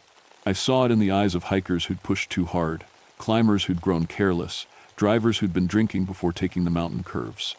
Sometimes I could help. A suggestion to rest, to turn back, to take a different route. Other times, I could only watch and wait for the call that I knew would come. I retired from the Park Service in 1995, but I still live in these mountains. Still hike the trails, though I avoid Devil's Backbone Ridge on foggy days. And sometimes, when the conditions are just right, heavy fog, ice on the rocks, the kind of weather that makes people careless, I hear that deep growling echoing through the valleys. The creature is still out there, still watching, still waiting for the next person who'll make that final mistake. So if you ever find yourself hiking the Blue Ridge Parkway, especially around Devil's Backbone Ridge, remember this story. Pay attention to the weather. Listen to the rangers when they say a trail is closed.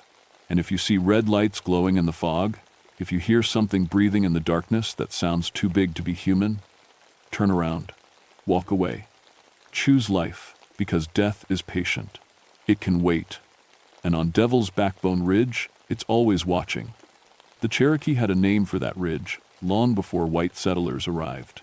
They called it the place where the dead walk. They knew something lived there that shouldn't exist, something that fed on the boundary between life and death. We just called it the Devil's Backbone, not understanding that sometimes the old names are the truest ones. But I understand now. And every time I drive past that stretch of parkway, especially on foggy nights when the conditions are just right, I say a little prayer for anyone foolish enough to be walking those trails. Because up there in the mist and shadows, something is always hunting. Something that's been waiting for over a century. Patient as stone, hungry as winter. And sooner or later, everyone's number comes up, even mine.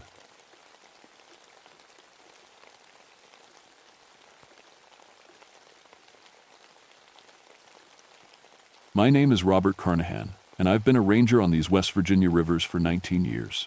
That's long enough to know every rapid, every rock, every dangerous current from here to the New River Gorge. Long enough to pull 17 drowning victims from the water, some still breathing, some not. Long enough to stop believing in ghost stories.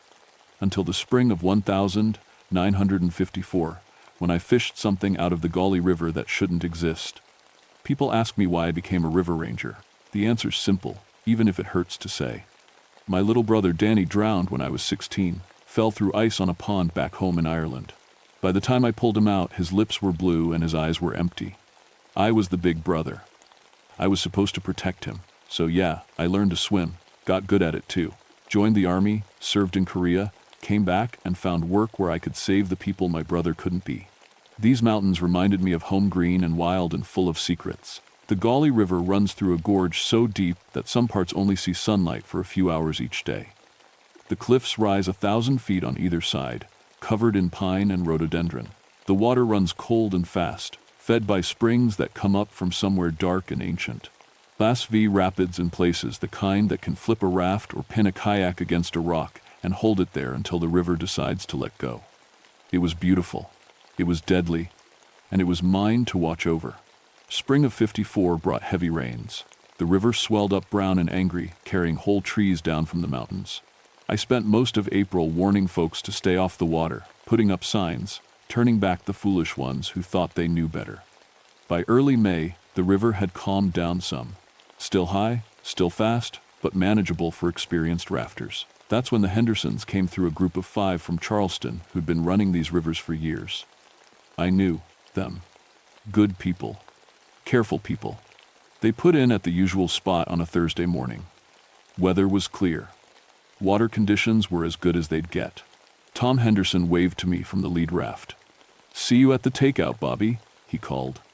I waved back. "Stay right of the big boulder at Miller's Drop." That was the last time anyone saw them alive. They never made it to the takeout point. When they didn't show up by evening, I got worried. When they didn't show up by morning, I got scared. I called in the state police and organized a search party. We found the rafts first, both of them, floating in a calm section of river called the Pool. A wide, deep spot where the water barely moves. No rocks, no rapids, nothing that should have caused trouble. The rafts were intact. No holes, no tears. The paddles were still strapped in, but there was blood. A lot of it, dried dark on the yellow rubber. We found the bodies over the next 2 days. 3 of them washed up on rocks downstream. The other 2 we had to dive for. I've seen drowning victims before. Hell, I've pulled enough of them out. But these were different. These had been torn apart. Tom Henderson's body had bite marks on it, massive curved wounds that took chunks of flesh the size of dinner plates. His wife Sarah's body was missing an arm, torn off at the shoulder. The ragged edge of the wound looked like it had been ripped, not cut. The state police brought in a wildlife expert. He took one look and went pale. "Nothing that lives in this river could do this," he said quietly. "These bites. The jaw that made these would have to be enormous." "Bear?" I suggested, even though I knew it was stupid. "Bears don't hunt in rivers." He shook his head. "The teeth pattern is wrong, and these people drowned first. Their lungs were full of water. Whatever bit them did it while they were underwater." That night, I sat in my ranger station and tried to make sense of it. Tried to find a rational explanation. Maybe they'd capsized somehow, got pulled under, got caught in some underwater current or cave system. Maybe the bite marks came after, from fish or turtles, but I kept seeing Tom Henderson's body in my mind. Those massive, curved wounds, the torn flesh, the look of terror still frozen on his face. My radio crackled. It was Susan Walsh, another ranger who worked the northern section. "Bobby, you there?" "Yeah, I'm here. I'm down by the bridge at Carnifex Ferry. You need to see this." "What is it?" Her voice dropped low. "Just come. And bring a camera." I drove down to Carnifex Ferry Bridge in the dark, my truck's headlights cutting through the mountain fog. Susan was waiting on the bridge, shining her flashlight down at the water. Even from a distance, I could see she was shaking. "What'd you find?" I asked, walking up beside her. She didn't say anything, just pointed her light at the rocks below. There were marks on them, deep grooves in the stone, like something with claws had scraped down the length of the boulder. The marks were fresh. I could see where chips of rock had fallen into the water below. Could be from the flood, I said. Debris scraping past.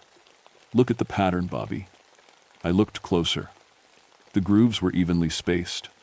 Parallel, like fingers. And there's more, Susan said. She led me down to the riverbank and shined her light into the shallows. Scales. Dozens of them, caught on the rocks and branches. They were huge, bigger than my hand, and they shimmered in the flashlight beam with colors that seemed to shift and move. Blue-green, then silver, then almost gold. I picked one up. It was thick and hard, like armor. The underside still had bits of flesh attached. What kind of fish grows scales like this? Susan asked. I don't know. I've never seen anything like it.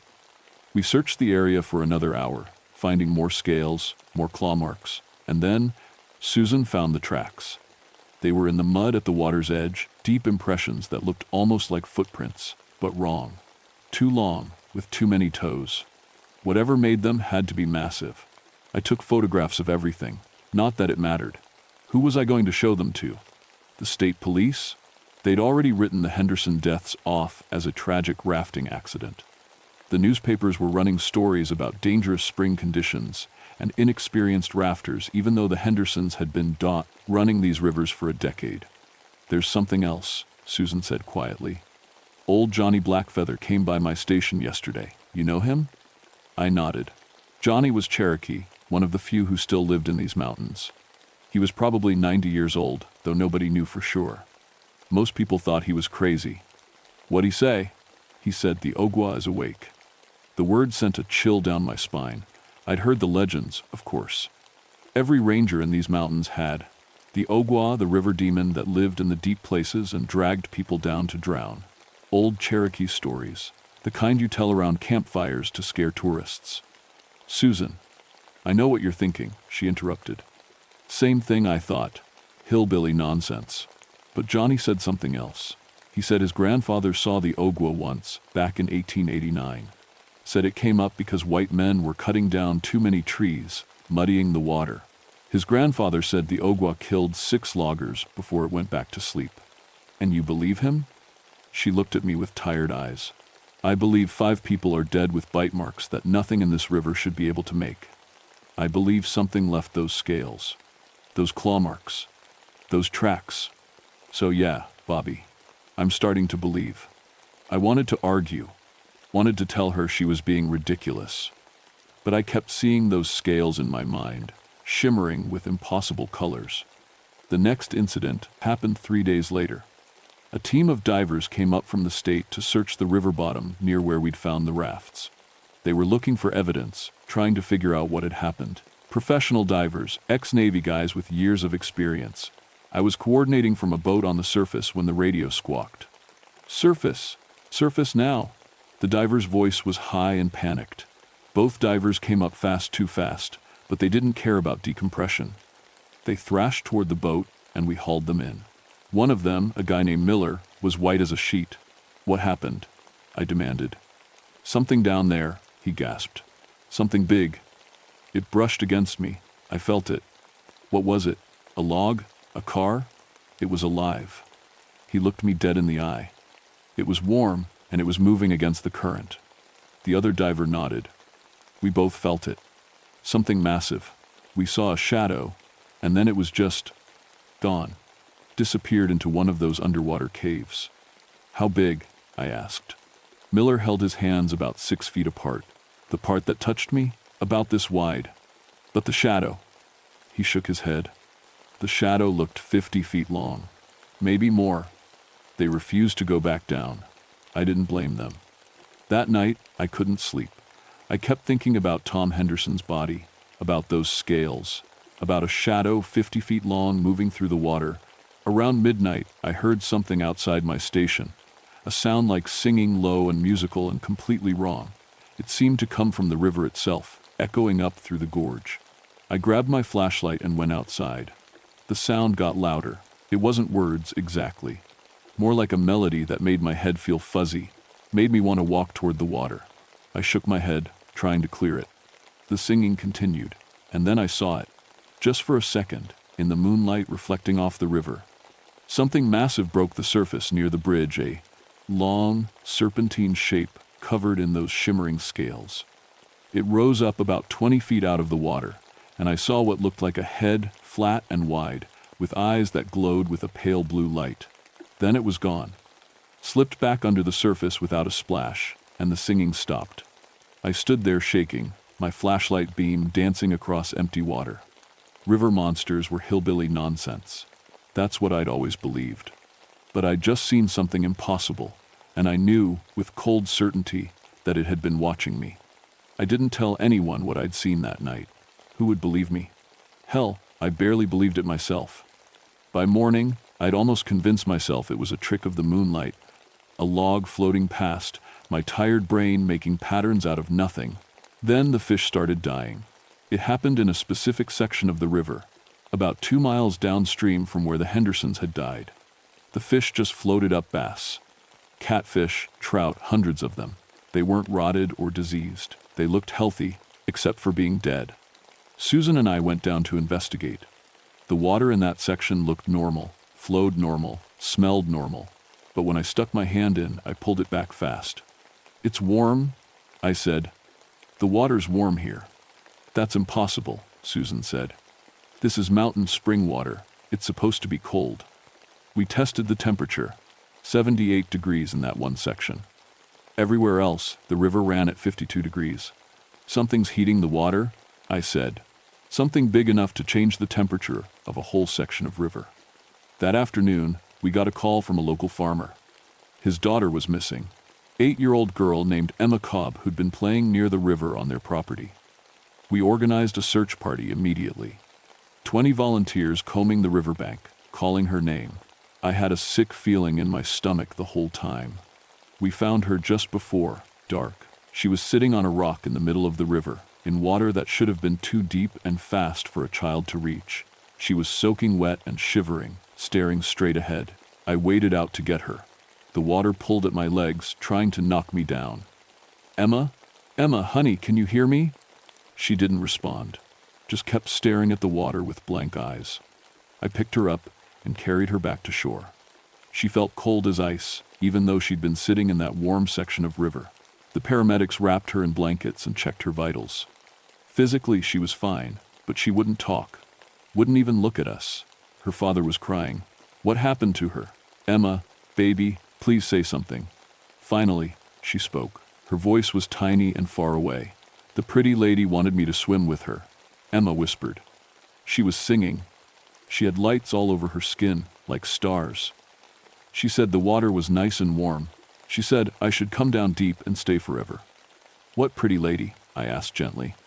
"The one in the river. She's still there. She's waiting for someone else." Emma's eyes finally focused on me. "She told me to tell the riverman. She said you knew about her.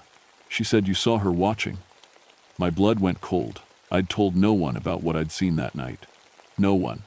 "She said her name," Emma continued. "Ogwa. She said her name is Ogwa, and the river belongs to her. The girl's father took her home. I heard later that she didn't speak again for 3 months. That night, Susan and I sat in my ranger station, drinking coffee that had gone cold hours ago. "We need to tell someone," Susan said. "This is getting out of control." "Tell them what? That there's a river monster? They'll think we're crazy. 5 people are dead, Bobby. And that little girl, whatever she saw down there, I know." I slammed my hand on the desk. "Don't you think I know? But who's going to believe us? We don't even have proof. Just some scales and claw marks and dead fish," and I stopped, because through the window I could see something in the river. Lights, blue-green lights moving beneath the surface, like someone had dropped glow sticks into the water. Dozens of them, maybe hundreds, pulsing in a pattern that looked almost like breathing. Susan saw them too. "What is that?"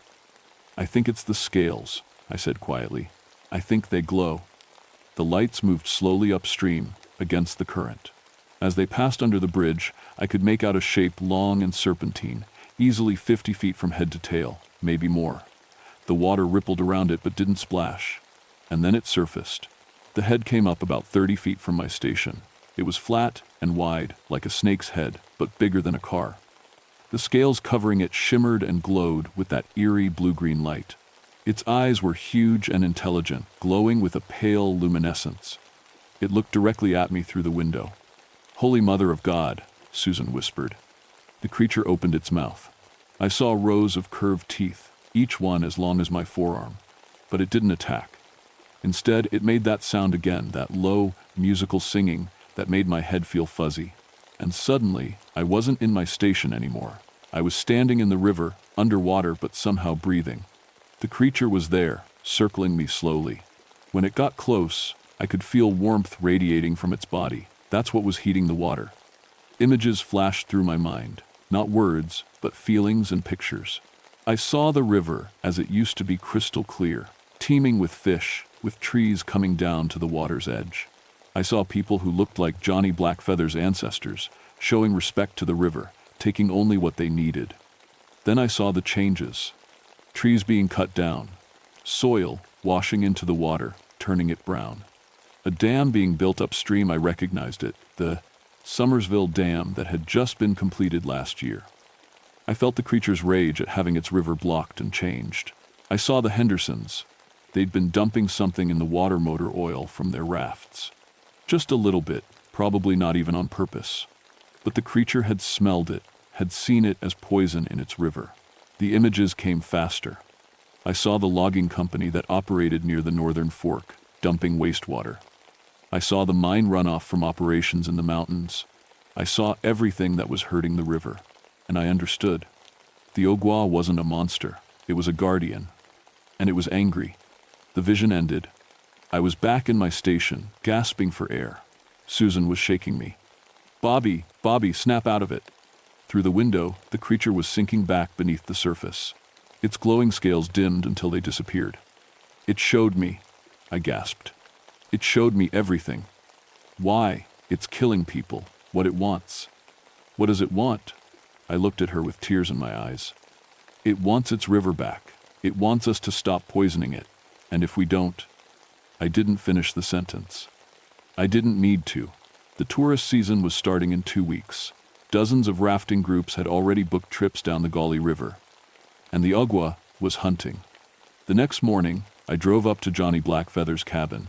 It took an hour on rough mountain roads, but I had to know more. I had to understand what we were dealing with. Johnny was sitting on his porch, carving a piece of wood. He didn't look surprised to see me. "You've seen her," he said. It wasn't a question. "Yeah, I've seen her." He nodded slowly. "My grandfather said the Ogwa had been sleeping for a long time. 50 years, maybe more. The river was getting cleaner, healing from the old mining days. She didn't need to wake up." "What changed?" "The dam," Johnny said simply. "You block a river, you change everything."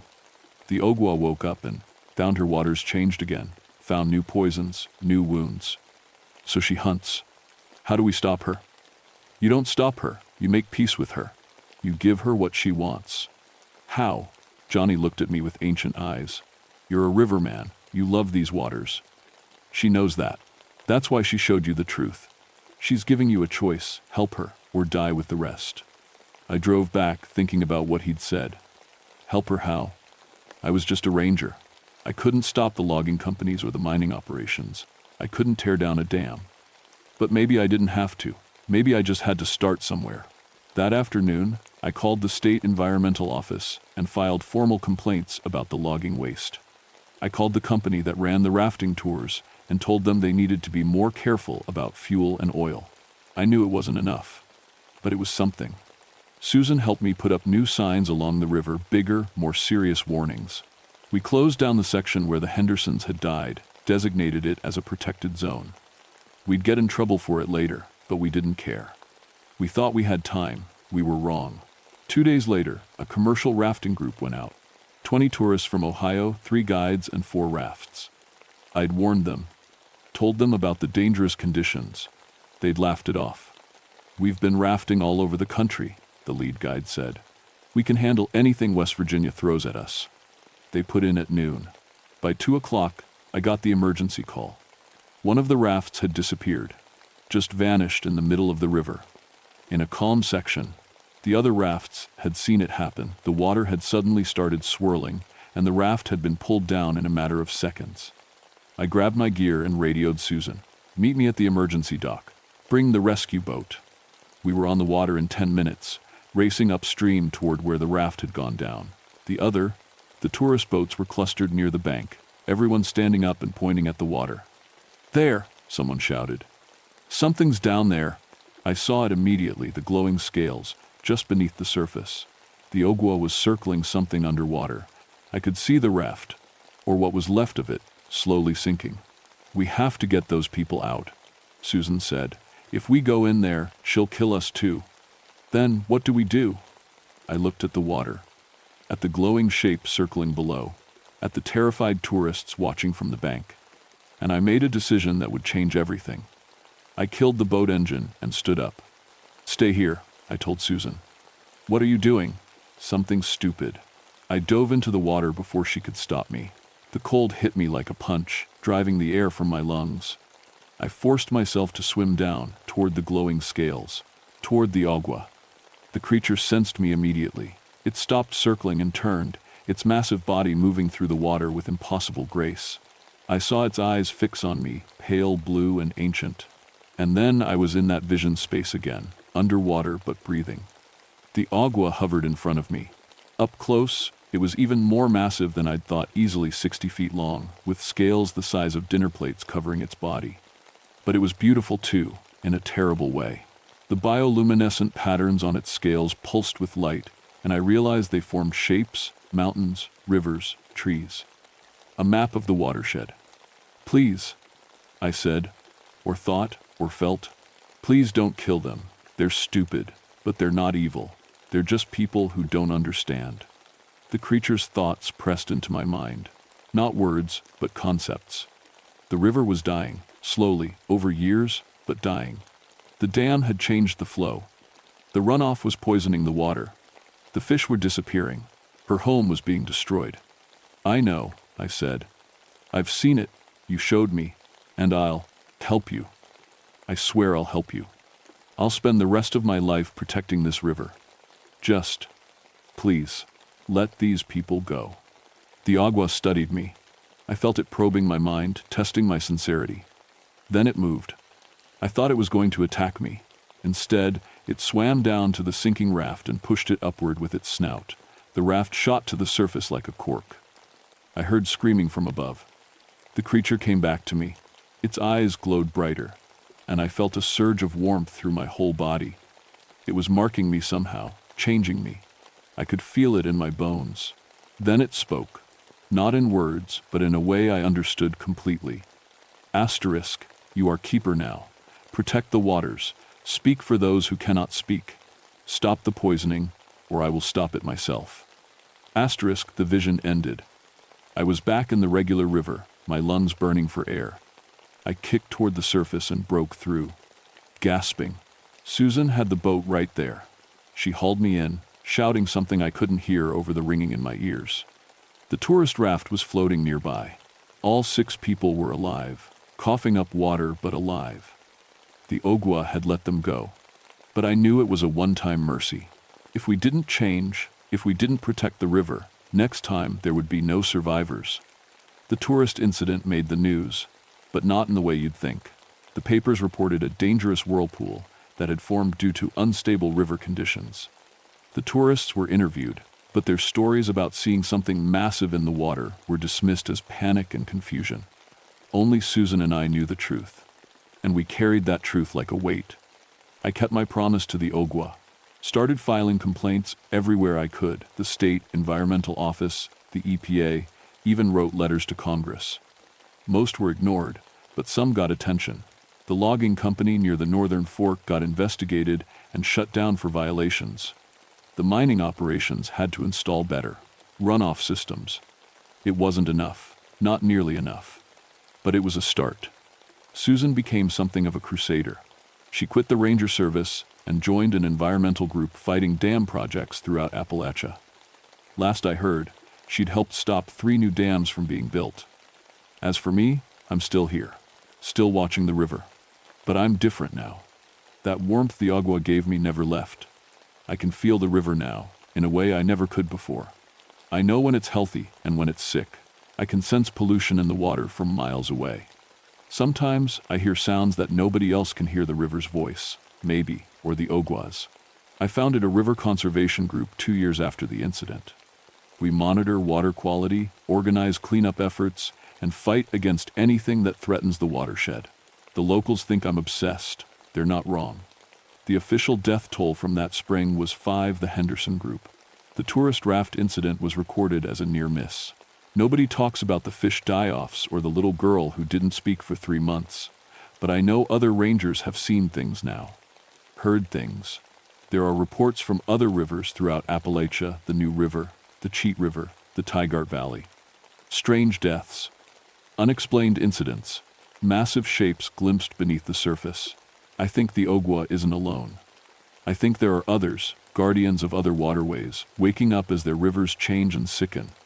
The Cherokee legends talk about them: water spirits, river protectors. We thought they were just stories. We were wrong. Sometimes, late at night, I go down to the river and sit on the bank. And sometimes I see those glowing scales moving through the water, patrolling the depths. The Ogwa never surfaces anymore, but I know it's there. Watching. Waiting. The river sections where the incidents occurred are now designated as environmental protection zones. I made sure of that. No rafting, no fishing, minimal human contact. Let the river heal. People ask me why I'm so intense about river conservation now. Why I've dedicated my entire life to protecting these waters. I tell them it's because I've seen what happens when we don't. I tell them about the Henderson family, about the importance of clean water, about preserving nature for future generations. But the real truth? The truth I can't say out loud? I made a promise to something ancient and powerful, something that could kill me in seconds if it wanted to, something that protects these waters with a ferocity that humans can't match. And I've seen what it does to people who break that promise. So I keep my promise.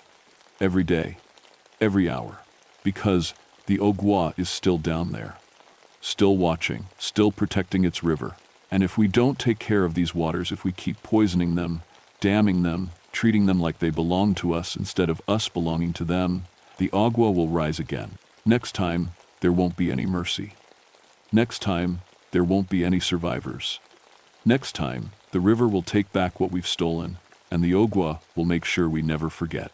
I know this because sometimes, when I'm standing by the water, I can still hear it singing. That low, musical sound that makes your head feel fuzzy and your feet want to walk toward the depths. It's a warning. It's a reminder. Respect the rivers. They remember who protects them, and they remember who doesn't. My name is Robert Carnahan, and I've been a river ranger for 21 years now. I'll keep doing this job until I die, because someone has to speak for the waters. Someone has to stand between the river and those who would destroy it.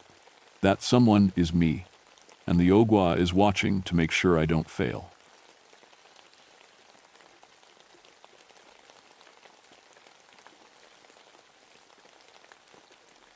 My name is Thomas Blackthorne, and for 13 years I've been cleaning up the messes that mining companies leave behind. I'm a park ranger now, but before that I was a mining engineer. I know these mountains. I know how coal seams run through rock like black veins. I know the smell of methane gas and the sound of timber rotting in old shafts. Most people don't want this job. They look at the abandoned mines in Jefferson National Forest and see dangerous holes in the ground. I see my grandfather's grave. He died in a collapse back in 1959, crushed under 1 million tons of stone. They never got his body out. Maybe that's why I'm good at what I do. I understand what these places mean. They're not just hazards to be marked on maps. They're graveyards. Pole Creek was the worst site I'd ever managed. Back in 1952, the main shaft flooded during a storm. 67 miners were working the night shift when the water came. It happened so fast they didn't have time to run. The company sealed everything the next week, poured concrete over the entrances, and walked away. The bodies are still down there, 300 feet under my boots. It was late November when the trouble started. The fog came in thick that year, settling into the valleys and staying there. Everything felt damp and cold. The trees were bare, black branches reaching up like skeleton fingers. I was sitting in my truck, drinking coffee and filling out paperwork. when my radio crackled. "Thomas, you there?" It was Rita Maxwell, a safety inspector I'd worked with on other sites. "Yeah, what's up? Got something weird at Coal Creek. Construction crew called it in. They're saying they hear sounds underground." I set down my coffee. "What kind of sounds?" "Mining sounds. Pickaxes, maybe voices." I felt something cold move through my chest. "That's impossible. Those shafts have been sealed for 30 years. "I know. But these guys are spooked. Won't go back to work. Can you come check it out?" 20 minutes later, I was standing at the old mine site with Rita and 3 construction workers. They were supposed to be building a new visitor center, but their equipment sat silent. The men stood in a tight group, smoking cigarettes with shaky hands. "Show me," I said. The foreman, a big guy named Carl, pointed at a section of exposed earth where they'd been digging the foundation. "We were running the backhoe this morning. Regular work." Then Bobby shut down the engine to move some rocks, and that's when we heard it. "Heard what?" "Tapping. Like metal on stone, rhythmic, you know? Tap, tap, tap. Pause. Tap, tap, tap." I knelt down and put my hand on the ground. Could be water moving through old tunnels. Could be rocks settling. "That's what I thought," Carl said. But then we heard the singing. The hair on my arms stood up. "Singing?" Bobby, a younger worker with a pale face, nodded. "Mining songs. Old ones. My granddad used to sing them. I'd know those tunes anywhere." I pulled out my equipment, a seismograph for measuring ground vibrations and a gas detector for checking air quality. Standard procedure. I was looking for methane leaks or structural problems, not ghosts, but when I turned on the seismograph, my hands went still. The needle was moving. Not random vibrations, regular patterns, like footsteps, like tools hitting rock. "That's not possible," I said quietly. Rita leaned over my shoulder. "What's it showing?" I pointed at the readings. "Activity. Rhythmic. Coming from about 200 feet down. But those shafts are flooded. Sealed. Nobody's been down there since 1952. I stood up and walked toward the old mine entrance, a concrete wall built into the hillside. The construction work had exposed part of it. And there, at the base of the seal, I saw something that made my blood turn to ice water. Fresh coal dust. Black powder in a neat line, like someone had swept it out from under the concrete. "When did this appear?" I asked. Carl came closer. "It wasn't there yesterday. I swear it. That concrete hasn't been touched in decades." I took a sample of the dust, sealed it in a bag. My mind was racing through explanations. Underground pressure changes, gas pockets, illegal mining operations.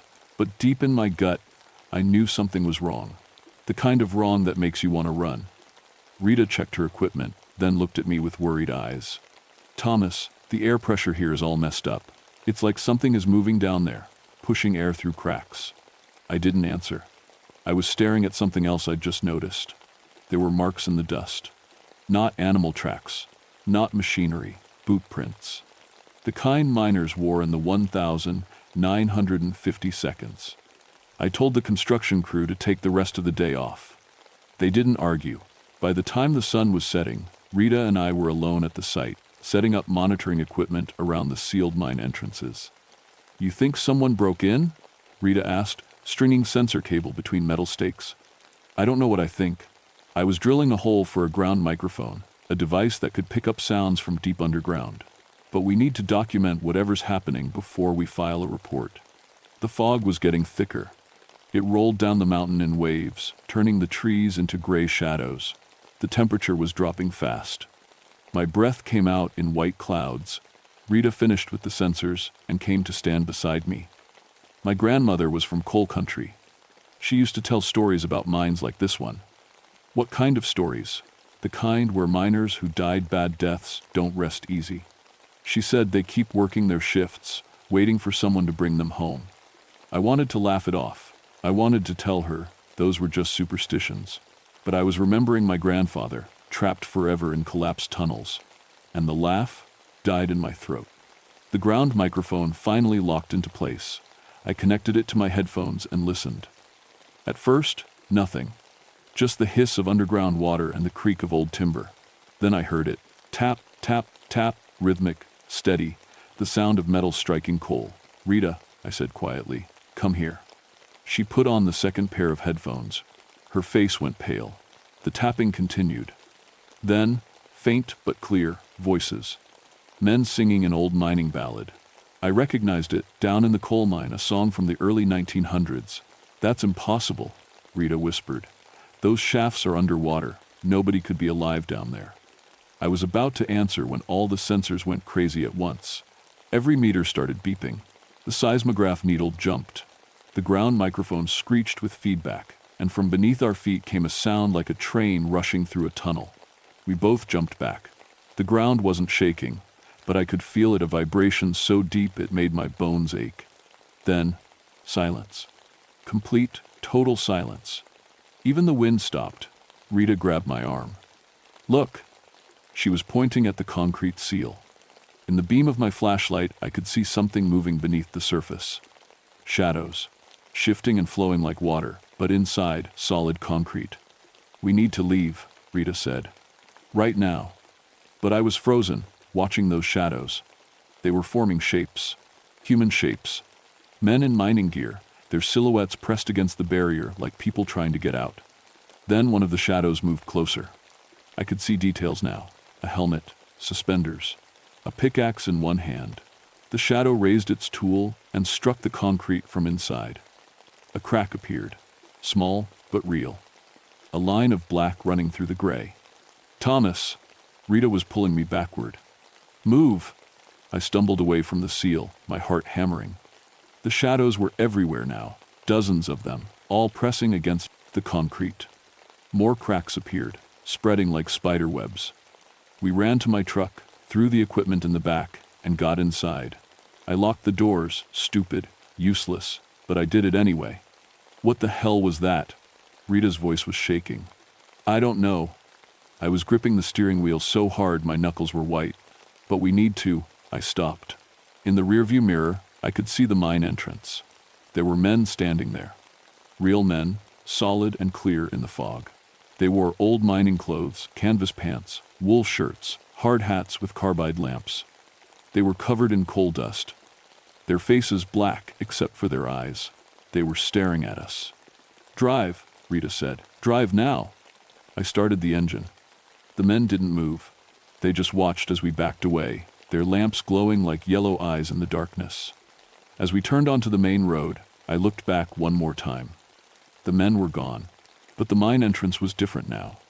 The concrete seal had a hole in it, roughly the size of a man, and from that hole, light was spilling out the warm, flickering glow of carbide lamps. We drove in silence for 5 miles before either of us could speak. "We can't report this," Rita finally said. "Nobody will believe us." "I don't care if they believe us. We need to seal that hole before something worse happens." "Something worse?" "Thomas, we just saw dead miners. What could be worse?" I didn't answer, because I was remembering something my grandfather once told me. He said the worst thing about dying in a mine collapse wasn't the darkness or the pain. It was knowing you'd be trapped there forever, that nobody would ever bring you home. What if those men didn't know they were dead? What if they'd been working their shift for 30 years, waiting for someone to tell them they could stop? My phone rang. It was Carl, the construction foreman. "Thomas, you need to get back here. Now." "What happened?" "It's Bobby. He went back to the site. Said he forgot his tools. He's been down there for 2 hours and he's not answering his radio." My stomach dropped. We're on our way. When we got back to Coal Creek, Carl's truck was parked at a crazy angle, driver's door still open. We could hear him shouting Bobby's name. The hole in the concrete seal was bigger now, big enough for a man to crawl through. "Bobby!"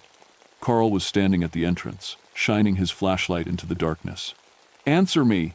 I grabbed his shoulder. "Don't go in there. My guy is missing. I'm not leaving him." "Carl, listen to me. There's something wrong with this place, something dangerous." But he pulled free and stepped toward the hole. That's when we heard Bobby scream. The scream came from deep underground, echoing up through the hole like it was traveling through miles of tunnel. It started as fear, then turned to pain, then cut off suddenly. Carl lunged for the entrance. I grabbed him around the waist and hauled him back. "Let me go. That's my worker. You can't help him if you're dead too." Rita was on her radio, calling for emergency services, but I knew they wouldn't get here in time. Whatever was happening to Bobby was happening now. I made a decision I'd regret for the rest of my life. Rita, get the climbing gear from my truck. Carl, I need every light you have. You're going in? Rita's eyes were wide. I have to. 10 minutes later, I was geared up, climbing harness, rope, helmet with a lamp, and a radio clipped to my belt. Carl had brought 3 industrial work lights, and we set them up around the hole. If I'm not back in 30 minutes, I told Rita, seal this entrance. Pour concrete, drop rocks, I don't care, seal it. Thomas, promise me. She nodded, tears in her eyes. 30 minutes. I crawled through the hole. The passage was narrow and dripping wet. The concrete was 3 feet thick, but it crumpled, had crumbled like old bread. Beyond it, the tunnel opened up into the old mine shaft. I stood up slowly, letting my light sweep across the space. The shaft was exactly as it should have been abandoned, flooded with a few feet of black water, timber supports rotting and sagging. But it felt wrong. The air was too warm, and there was light ahead, deeper in the mine. That yellow glow of carbide lamps. Bobby, my voice echoed. Can you hear me? No answer. Just the drip of water and a sound like wind moving through distant tunnels. I waded forward, the water soaking through my boots. The passage sloped downward, the light ahead got brighter. Then I saw the lunch pails, 3 of them, sitting on a dry ledge beside the tunnel, metal lunch boxes with rust on the latches. I picked one up with shaking hands and opened it. Inside was a sandwich, wrapped in wax paper. Fresh. The bread wasn't moldy. The paper wasn't yellowed. I turned the lunch pail over. On the bottom, carved into the metal, J. McKenna, 1952. Joe McKenna, I knew that name. He'd been the crew chief on the night shift when the flood came. His name was on the memorial plaque above ground. Oh God, I whispered. That's when I heard the singing again. Closer now. Multiple voices, harmonizing on that old mining song. Asterisk, down in the coal mine underneath the ground. Asterisk, the tunnel ahead opened into a larger chamber. I could see movement in there. Shadows dancing in lamplight. Asterisk, where the gleam of sunshine never can be found. Asterisk, I should have run. Every survival instinct I had was screaming at me to turn around and get out, but Bobby was down here somewhere, and I couldn't leave him. I stepped into the chamber. It was full of miners. They were working, swinging pickaxes, shoveling coal into carts, hauling timber for supports, dozens of them, moving with the practiced efficiency of men who'd done this job their whole lives. They were transparent. I could see through them, see the rock wall behind their bodies. But they seemed solid too, the way they gripped their tools and moved their feet. None of them looked at me. They just kept working, kept singing that song. I recognized some of their faces from old photographs in the visitor center. Young men and old men, all wearing the same coal dust, all carrying the same tired determination. Asterisk, digging all the day in the darkness of the mine. Asterisk. Then I saw Bobby. He was standing against the far wall, frozen like a statue. His eyes were open, but he wasn't blinking. His mouth hung slack. One of the ghost miners, a tall man with a thick mustache, was standing in front of him, holding a carbide lamp up to Bobby's face. Bobby! I ran toward him, splashing through the water. Every ghost stopped working at once. The singing cut off mid-word. 50 transparent faces turned toward me. The silence was worse than any sound. The tall miner with the mustache, I knew him from the lunch pail. This was Joe McKenna, stepped away from Bobby and walked toward me. His boots splashed in the water. Real splashes, like he had real weight. You shouldn't be here, he said. His voice was rough, the accent from a different time. This is our mine. Our shift. I'm taking my friend and leaving. I tried to keep my voice steady. Nobody leaves until the shift is done. That's the rule. McKenna tilted his head, studying me. You're a mining man. I can see it in how you stand. You know the rules. The shift ended 30 years ago. You died. All of you died in the flood. The ghosts muttered among themselves. Some looked confused. Others looked angry. No, McKenna said firmly. We're working. We're digging coal. The foreman said 12 tons by midnight, and we'll deliver 12 tons. That's the job. I understood then. They didn't know. They died so fast, so suddenly, that they never realized it happened. They were stuck in that last shift, working forever, waiting for a quitting time that would never come. "Joe," I said quietly, using his first name. "The flood came. The pumps failed. The water filled the tunnels in 3 minutes. You tried to save your crew, but it was too fast. You all drowned." His face darkened. "You're lying." "I'm not. Check your watch. What time is it?" He looked down at his wrist. His expression changed, confusion spreading across his face. "It says 11:47, but we've been working for." He looked around at his crew, at the coal piled in the carts. "We've been working for 30 years, I said. "You've been working for 30 years without rest. Joe, the shift is over. You can stop now." Something happened to the air in the chamber. It got colder. The lamplight flickered and changed, turning from yellow to a sickly green. "No." McKenna's voice changed too, getting deeper, angrier. "No, the shift isn't over. The work isn't done. We have a quota. We have families who need this pay. We can't stop. We won't stop." The other miners were moving closer now, surrounding me. Their faces weren't confused anymore. They were determined, possessive. "This is our mine," one of them said. "Our coal," said another. "Our shift." "Nobody takes the coal. Nobody interrupts the work." I realized my mistake. I'd broken their loop, shattered their belief that they were still alive and working, and instead of freeing them, I'd made them desperate, dangerous. "I'm sorry," I said, backing toward Bobby. "I'm sorry you died. I'm sorry nobody brought you home. But I need to take my friend and leave." "Nobody leaves," McKenna said. His pickaxe was in his hands now. All the miners had picked up their tools. They started moving toward me, slow and purposeful, like water filling a space. I grabbed Bobby and slapped him hard across the face. His eyes focused. "Run!" I shoved him toward the tunnel exit. The miners rushed forward. I'd studied mine collapses for 13 years. I knew what walls did when they failed, how timber splintered, how rock fell. But nothing prepared me for the sound of 50 ghost miners charging at once. Their boots hammered the ground, real sounds, real weight. Their voices rose in a roar of anger. Tools swung through the air, pickaxes and shovels reflecting lamplight. Bobby was running, stumbling through the water. I was right behind him, yanking my radio free. "Rita, seal the entrance. Do it now. But you're still. Do it." The tunnel was narrow. The miners couldn't all fit at once, but they poured in like water finding cracks. I could hear them behind me, feel the air pressure change as they moved. Bobby tripped. I hauled him up by his collar and pushed him forward. "Keep moving, don't stop." The entrance was ahead, that blessed hole in the concrete, light spilling through from Rita's work lamps. 50 feet. 30 feet. Something grabbed my ankle. I went down hard, face first into the water. Hands cold, strong, real pulled me backward. I kicked and twisted, but the grip was iron. "You disrespected our sacrifice." It was McKenna's voice, right in my ear. "You said we died for nothing." "I didn't." I choked on water. "I said you could rest." "Rest?"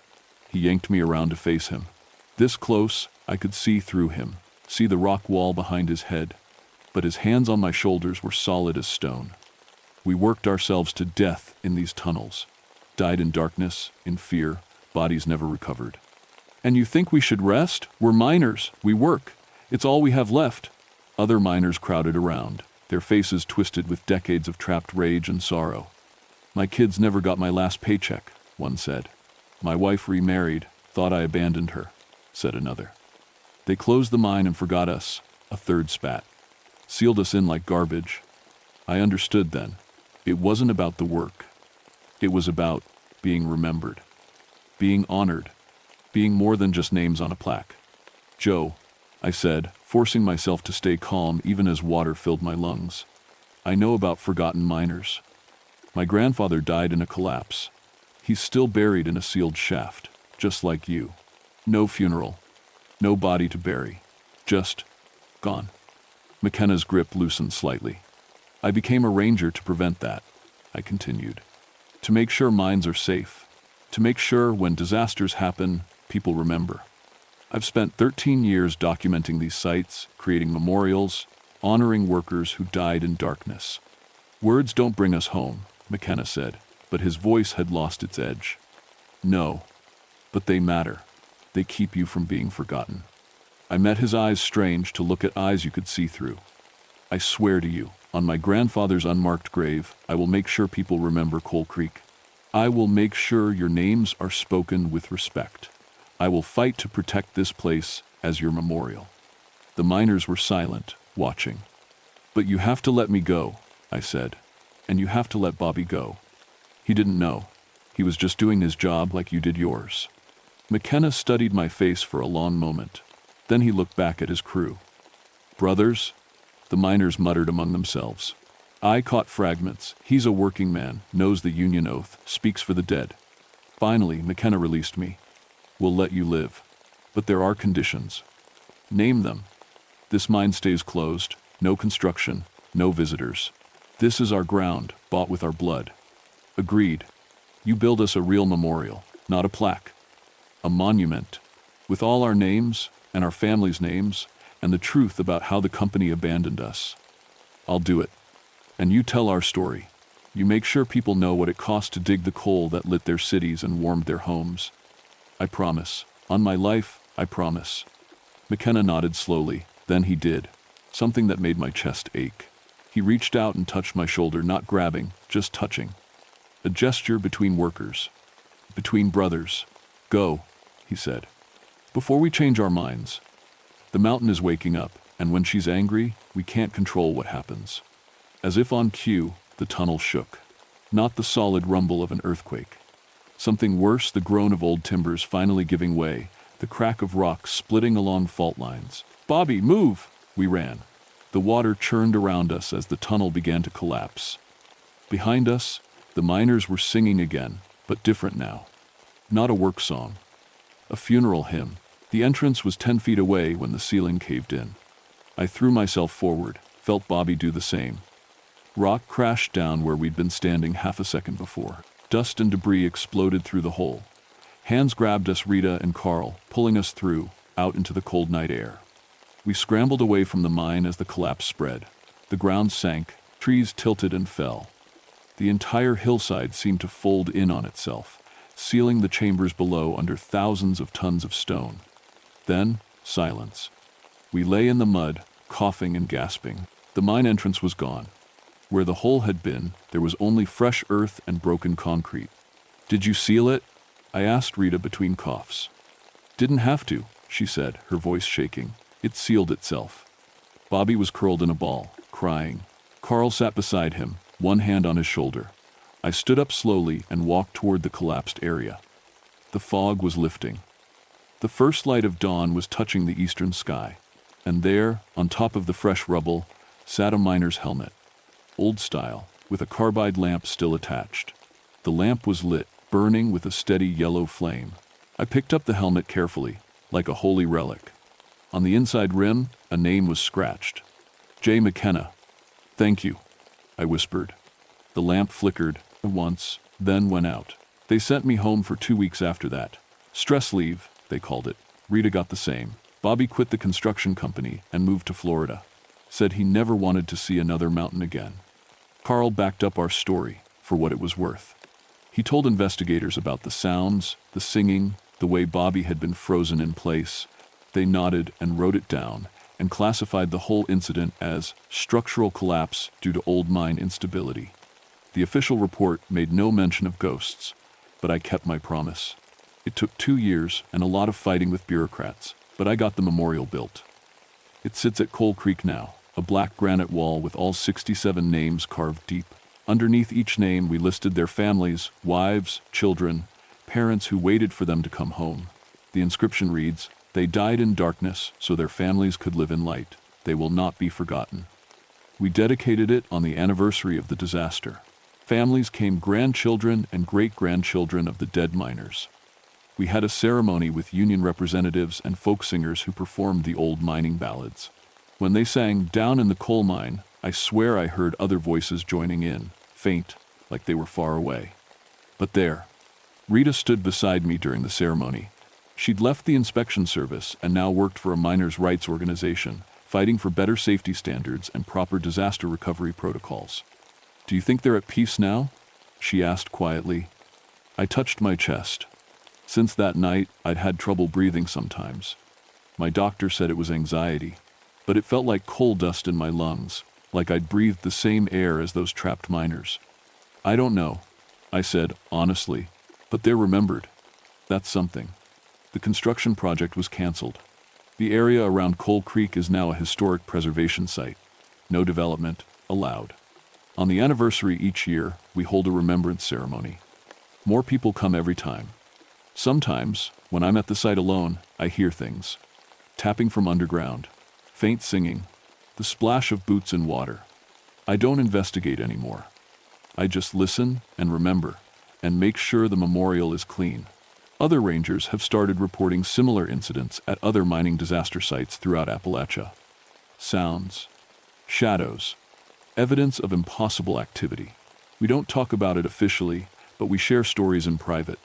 There's a network of us now, rangers and historians and family members, all dedicated to honoring the workers who died in America's mines. We document the disasters, we preserve the sites, we make sure the names are spoken out loud, because we learned something that night at Coal Creek, something the government reports will never acknowledge. The dead don't always rest easy. Not when they died badly, not when they were forgotten. And miners especially, they spent their lives in darkness, breaking their backs to fuel a nation's progress. They died in collapses and floods and explosions, often for companies that didn't even bother to recover their bodies. Those men, they earned better. They earned remembrance, they earned respect. So I keep my promises, I maintain the memorials, I tell their stories, and sometimes, on foggy nights, when I'm doing my rounds near old mine sites, I see them, transparent figures in outdated gear, carrying lunch pails and tools. They nod to me as they pass. A gesture between workers, between brothers. I nod back, because the dead miners are still out there, still walking their eternal shifts, still protecting the places where they fell, still waiting for someone to honor their sacrifice. And as long as I'm breathing, I'll make sure they're not forgotten. That's my job now. Not just maintaining forests and preventing disasters. I speak for the dead. And the dead, they're listening.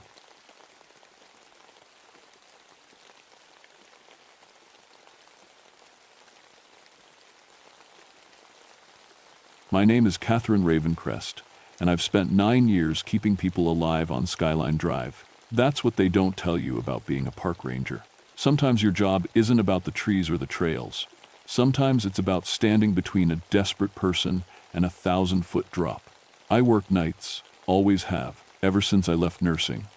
Shenandoah National Park gets quiet after dark, especially in winter. Most rangers prefer the day shift families, hikers, the occasional lost tourist. But I like the silence. Or I used to. It was January 1989 when everything changed. 3 months, 7 suicide attempts, all at the same spot. Raven Rock Overlook, mile marker 10.7 on Skyline Drive. I'd worked hundreds of crisis calls in my career. Psychiatric nursing teaches you to read people, to hear what they're not saying. But this was different. The thing about suicide clusters is they usually make sense. A celebrity dies, and suddenly you see copycats. A news story runs, and vulnerable people get ideas. I kept telling myself that's all this was. Winter depression, seasonal darkness, the usual explanations. But then the survivors started talking. The first one was a college kid named Danny. I found him at 2 a.m., standing on the stone wall at the overlook, swaying in the wind. His car was still running in the parking lot, door open, radio playing something soft and sad. "Danny," I said, keeping my voice calm. "I'm Catherine. I'm here to help." He didn't turn around. "She said you'd come." "Who said?" "The woman in white. She's been so kind to me." His voice was dreamy, far away. "She understands." I moved closer, slow and careful. The fog was thick that night, rolling up from the valley like something alive. "What does she understand?" "How tired I am. How much it hurts." He looked back at me then, and his eyes were empty in a way that made my skin crawl. "She said it's peaceful. Down there." She said I wouldn't be alone. I got him down, talked him through it, used every technique I'd learned, but his words stuck with me. The second attempt came a week later. A woman in her 40s, Janet, same overlook, Same time of night, same strange story. The woman in white showed me it was okay. She was married once. She knows about pain. I increased my patrols, installed emergency phones at the overlook, started keeping detailed notes. 7 attempts, and 5 of them mentioned the woman. A beautiful woman in an old-fashioned white dress. Sometimes they said she was crying, sometimes she was smiling, but she was always there, always encouraging, always understanding. Michael Torres, one of the day rangers, helped me research. He found the story buried in local archives, a small article from 1863. Evangeline Morrison, 22 years old, married on a bright October morning to Captain James Morrison, who left 3 days later to fight for the Confederacy. He died at Gettysburg. She received the news in November. On December 1st, she put on her wedding dress, walked to what was then called Raven's Peak, and jumped. People say she's still waiting for him, Michael said, showing me a grainy photocopy of the article. Local legend stuff. You know how it is. I did know. Every national park has ghost stories. Tourists love them. But tourists don't usually try to kill themselves because of them. The temperature always dropped at the overlook. I noticed it on my patrols 20 degrees colder than anywhere else on the drive, even on still nights. My breath would fog up suddenly. The fog itself seemed thicker there, like it was waiting for something. I'm not a superstitious person. 9 years of nursing knocked that out of me. When you've held someone's hand while they die, when you've cleaned up after suicides and talked down people from ledges, you learn that horror is human. It's chemical imbalances and childhood trauma and loneliness so deep it swallows you whole. But I couldn't explain the fabric. I found it on a Tuesday morning, doing a routine check of the overlook after a quiet night. White fabric, caught on a sharp rock about 10 feet down from the wall. I had to lean over pretty far to reach it, my radio crackling with static the whole time. It was silk. Real silk, yellowed with age. The stitching was done by hand, tiny and perfect. I took it to the ranger station and showed Michael. That's old, he said, running his fingers over it carefully. Really old. Like 19th century old. Could have been there for years, I said.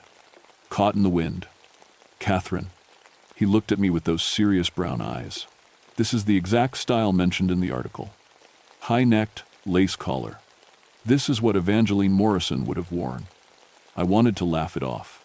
I wanted to tell him it was a coincidence, that someone was playing a prank, that there had to be a logical explanation. But my hands were shaking as I held that piece of fabric. The emergency phones started malfunctioning that week. I'd test them during my shift, and they'd work fine. But when someone really needed them, when they stood at that overlook, feeling the pull of the darkness, the phones would go dead. Silent. Like the line had been cut, even though the wires were intact. Security cameras were next. We'd installed 2 at the overlook after the 4th attempt, angled to cover the whole area. Michael and I reviewed the footage together, looking for patterns, for anything that might explain what was happening. What we saw made no sense. The tape from attempt number 6 showed a teenage girl, maybe 17. She walked to the wall, looked out at the darkness, and started crying. Then she began talking. Her mouth moved, she gestured, she even laughed once, but she was completely alone. The timestamp showed 11:47 p.m. At 11:52, she climbed onto the wall. At 11:53, I appeared on camera, running from my patrol car. Who was she? Talking to? Michael asked. I shook my head. We rewound it, watched it again. The girl's head turned, tracking something moving along the wall. She smiled at empty air. She reached out her hand like someone was taking it. This can't be real, I said, but it was, and it was about to get worse. The next encounter happened to me. It was a Friday night, the coldest one yet. 14 degrees, ice on the road, fog so thick I had to drive 5 miles an hour. I almost didn't make my midnight patrol to Raven Rock. Almost turned around, but something pulled me forward. Duty, I told myself. Just doing my job. The overlook was empty when I arrived. My headlights cut through the fog, showing me the stone wall, the warning signs, the emergency phone that probably wouldn't work anyway. I left the engine running, stepped out into the cold. The silence hit me first. No wind, no animals, no distant sound of cars on the highway below. Just nothing, like someone had turned off the volume on the whole world. Then I heard it, singing.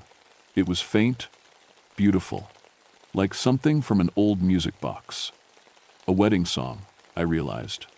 The kind of thing you'd hear in a church, voices raised in celebration. But there was no church, no celebration, just me and the fog and that impossible music. "Hello?" I called out. My voice sounded wrong, swallowed up by the silence. The singing stopped. I walked toward the wall, my flashlight beam cutting through the white. My breath came out in clouds, but it was colder now than it had been seconds ago. Much colder. My fingers went numb inside my gloves. That's when I saw her. She stood at the wall, facing away from me. White dress, exactly like the fabric I'd found. Long dark hair falling down her back. She was so still she might have been a statue, except I could see the hem of her dress moving slightly, like there was a breeze I couldn't feel.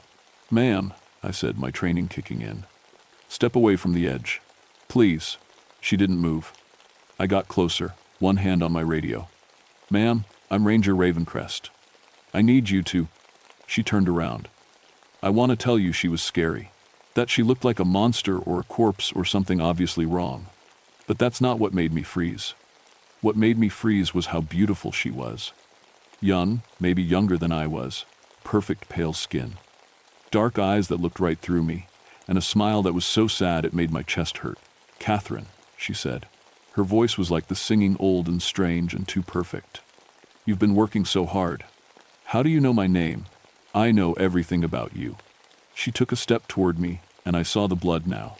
Dark stains on the white dress, spreading from her chest and stomach. "I know you're tired. I know you're lonely. I know you think about him every day. My ex-husband, dead 5 years from cancer. I never talked about it, never." "Who are you?" I whispered. "I'm Evangeline, and I'm here to help." I ran. I'm not proud of it, but I ran. Back to my patrol car, hands shaking so hard I could barely get the key in the ignition. The woman Evangeline, the ghost, whatever she was, didn't follow. She just stood there at the wall, watching me with those sad, dark eyes. I called Michael from the ranger station. It was 2 a.m, but he answered on the second ring. "I saw her," I said. "I saw Evangeline Morrison." There was a long pause. "You're serious?" "Dead serious." "Michael, she knew things about me. Personal things. And her dress, it was covered in blood." "Where are you now?" "Station. I'm not going back there tonight." "Good. Stay there. I'm coming over." He arrived 20 minutes later with coffee and a box of old files. We spread them across my desk: newspaper clippings, historical society records, copies of death certificates, building a profile of a woman who'd been dead for 126 years. Evangeline Morrison, born 1841. Married el 15 de octubre de 1863. Widow del 3 de noviembre de 1863. Dead el 1 de diciembre de 1863. The article said they found her body 3 days later, at the bottom of the cliff. It mentioned the wedding dress. It mentioned that her eyes were open, like she was still looking for something. "She's not just haunting the place," Michael said, tracing his finger over a line of text. "Look at this. Local residents report hearing, singing, and weeping from the cliff face. Some claim to have seen a woman in white, beckoning them forward. This is from 1867. Catherine, she's been doing this for over 100 years. Doing what? Recruiting?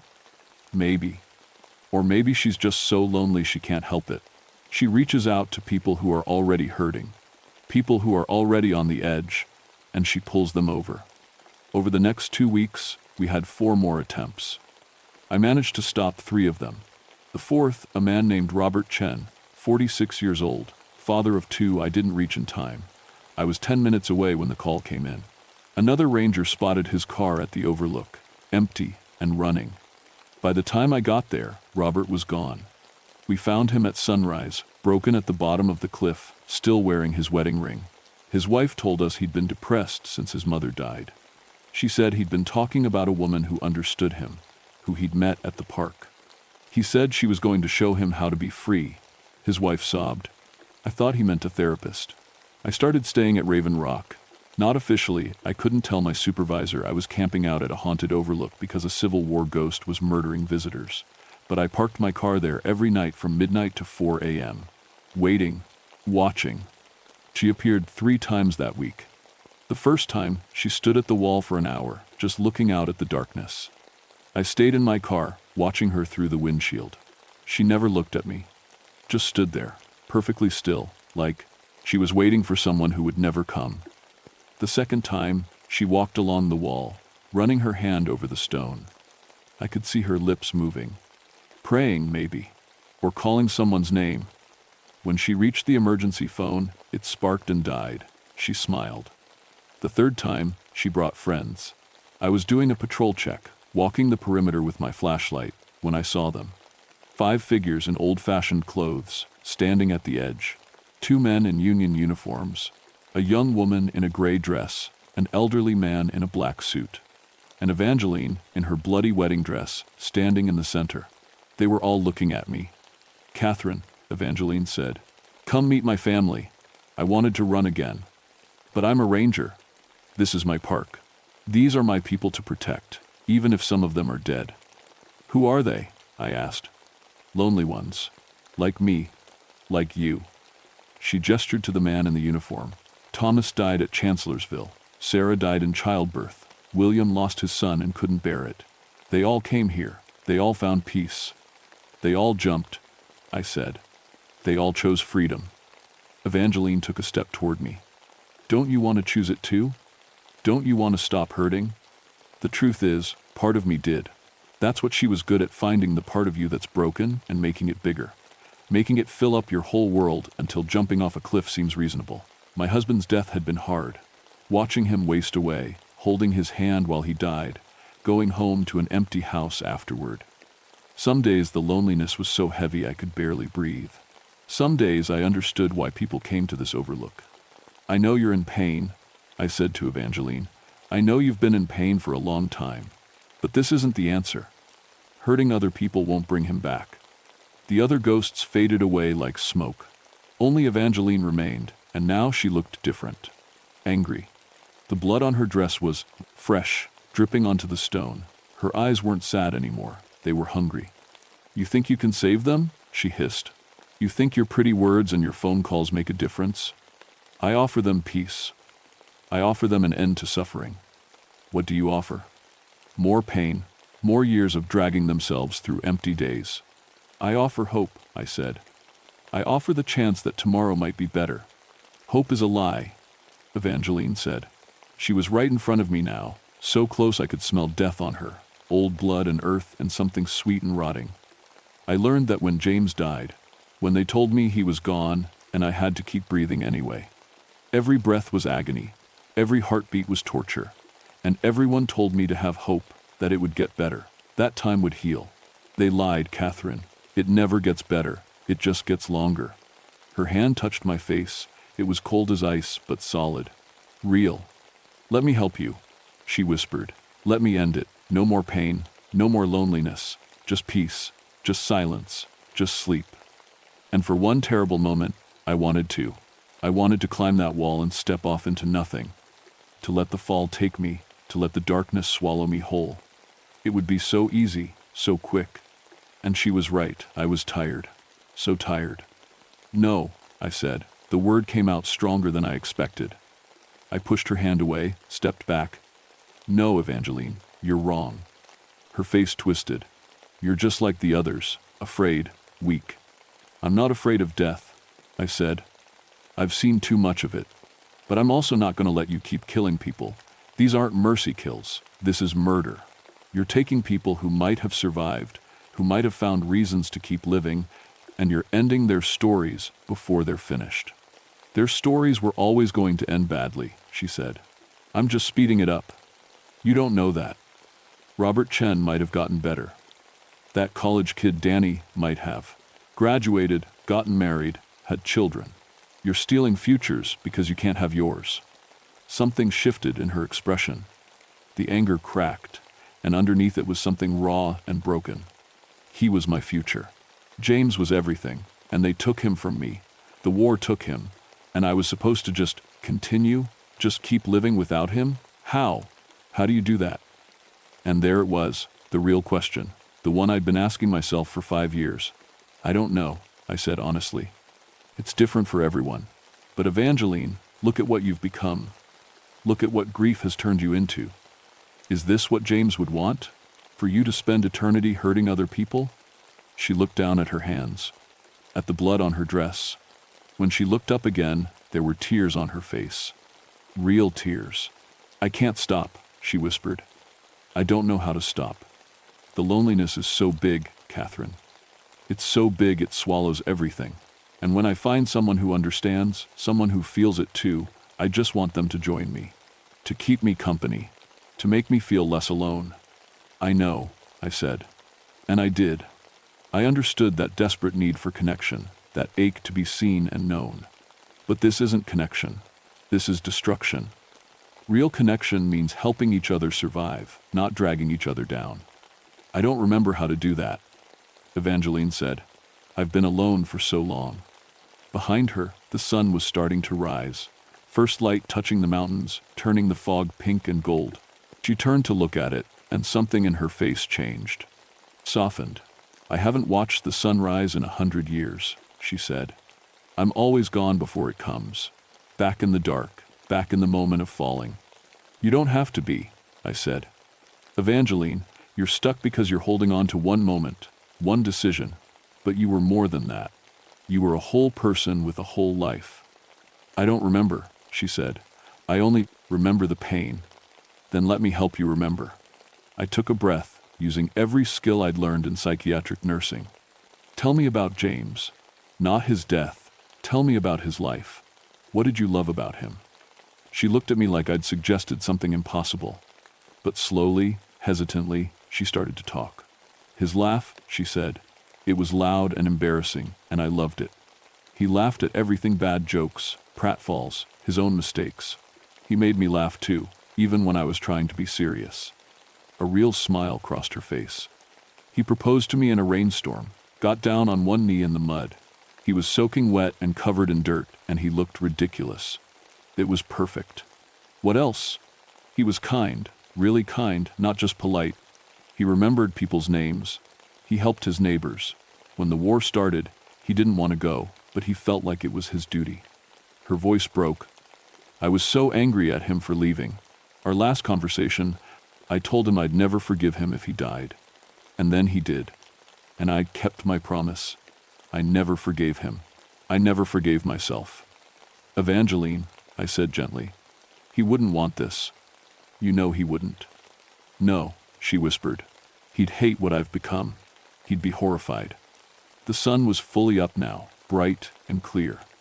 Evangeline looked different in the daylight, less solid, more transparent. I could see through her to the mountains beyond. I don't know how to leave, she said. I don't know how to let go. Maybe you don't have to let go of James, I said. Maybe you just have to let go of the pain.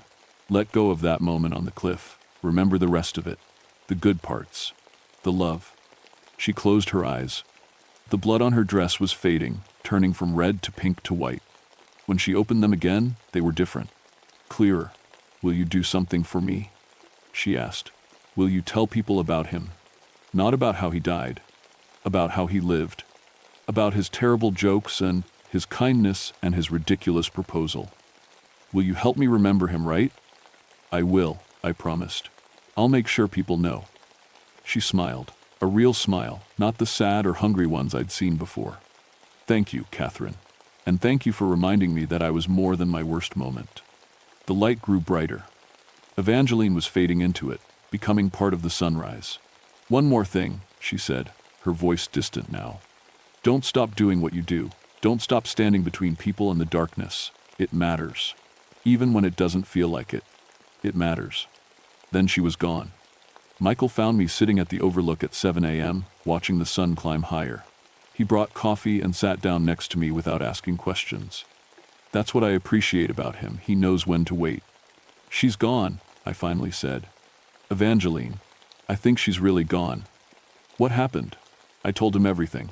The other ghosts, the confrontation, the conversation about James. I think she was just stuck. Stuck in her grief so long that it became all she was. She forgot there was anything else. And you helped her remember, Michael said. Maybe. Or maybe she was ready to remember. I don't know. I took a sip of coffee. It was good, strong, and hot. We should do something for her. For both of them, Evangeline and James. Michael nodded. There's a cemetery about 3 miles from here, Confederate section.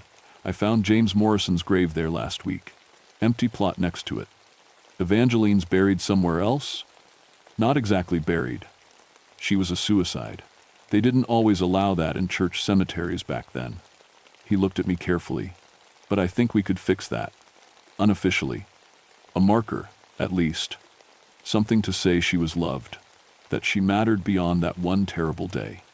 We did it the following week. Simple stone marker, placed near James's grave at dawn. Evangeline Morrison, 1841 to 1863. Beloved wife, remembered, for her love, not her loss. The suicide attempt stopped after that. Not completely. Raven Rock Overlook is still a dangerous place, and people still come there hurting. But the cluster ended.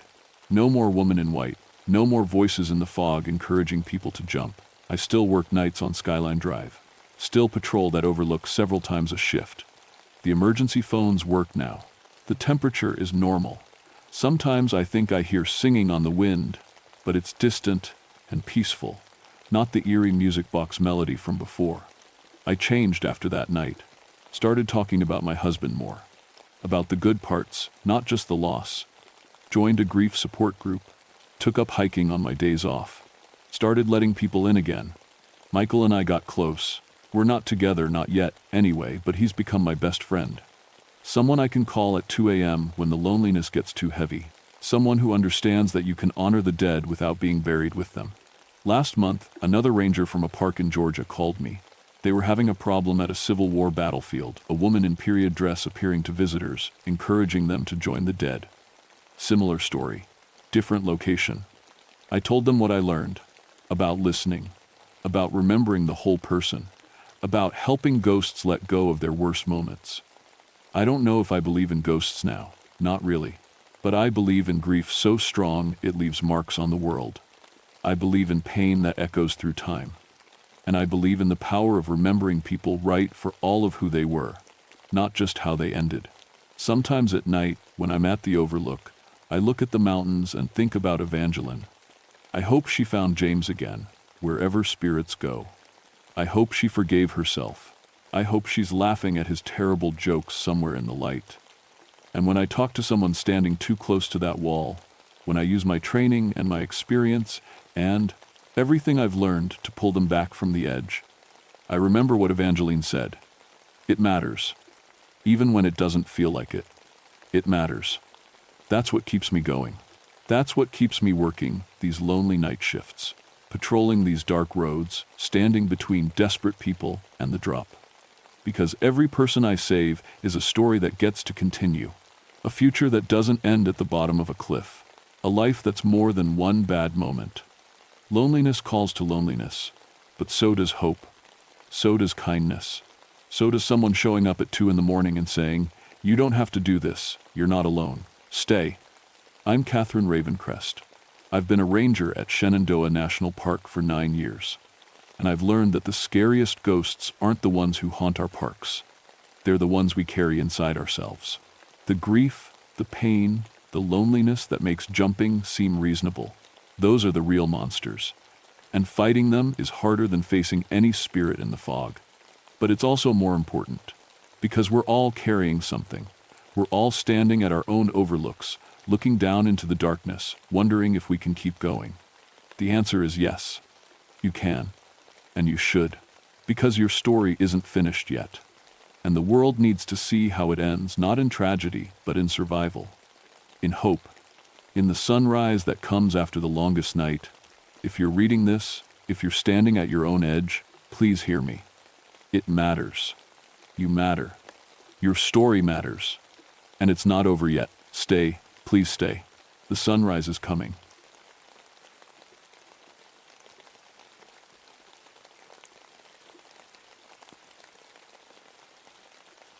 My name is Daniel Brightfeather, and I've been a park ranger in the Great Smoky Mountains for 14 years. People always ask me about my last name when they see my face. My grandmother was full Cherokee, and she gave me more than just her stories. She gave me eyes that see things most people miss. I work the backcountry areas where the tourists don't go. The places where the old Cherokee paths still wind through trees that were here before America was even a dream. Most days, I love my job. I get to protect something beautiful and wild, but some days, like the one I'm about to tell you about, I remember why my grandmother always said the mountains have long memories. It was September 1978, right around the fall equinox. The leaves were just starting to turn, and the air had that crisp bite that makes you think of campfires and ghost stories. I was stationed near Cataract Falls, where the Cherokee National Forest bumps up against our park boundaries. It's remote out there. The nearest phone is 52 miles away, and the radio only works when the mountains feel like letting it. I'd been working with Dr. Janet Russell and her archaeology team for about a week. They'd found something interesting near one of the old Cherokee sites. Stone structures that didn't match anything we knew about. The stones were big, fitted together so perfectly you couldn't slide a knife blade between them. But here's the weird part. Carbon dating said they were way older than any Cherokee settlement, older than anything that should have been built in North America. Dr. Russell was excited, real excited. The kind of excited that makes scientists forget to eat or sleep. She kept talking about how this could change everything we knew about early civilizations. I wasn't so sure. My grandmother always told me stories about the Kiowa, the old ones who lived here before people like us. She said they were tall and pale, with eyes like moonlight. Most folks called them legends. I was starting to wonder if my grandmother knew more than she let on. The first thing I noticed was how quiet it got around the dig site. You know how forests usually sound, birds calling, insects buzzing, small animals rustling through the leaves. But around those stones, everything went silent. Even the wind seemed to avoid the place. The second thing was how the animals acted. I've been in these mountains long enough to know when something's wrong. Deer tracks would lead right up to the site, then veer away like the animals hit an invisible wall. The local bear population just disappeared from the area entirely. Even the squirrels stayed away. Dr. Russell's team noticed it too, but they figured it was just because of all the human activity. I knew better. Animals don't avoid people like that. They avoid predators. Big ones. On Tuesday morning, I was checking the perimeter when I found the first track. It was in soft mud near the creek, about 200 yards from the dig site. At first, I thought it was a bear print, but when I knelt down to look closer, my blood went cold. It was a footprint. Human-shaped, but stretched out long and narrow. And big, way too big. I put my own boot next to it for comparison. The print was almost twice as long as my size 11 boot. I took pictures and measurements, trying to stay professional. The depth suggested something heavy, but the stride length was impossible. Whatever made this track was walking with steps longer than any human could manage. I followed the trail for about 50 yards before it disappeared on hard ground. That night, I called my cousin Jimmy on the radio. He lives on the reservation and works with the tribal council. I asked him about the old stories, about the Kiowa. He was quiet for a long time before he answered. "Danny," he said, "some stories aren't meant for white man's radios. But if you're asking, maybe you should talk to Elder Thompson. And maybe you should. Do it soon." But I couldn't leave the dig site, not with Dr. Russell's team working around the clock. They'd started finding artifacts, tools and carvings that didn't match any known Native American culture. Everything was wrong about this place, but I couldn't put my finger on exactly what. The aurora activity that week was unusual too.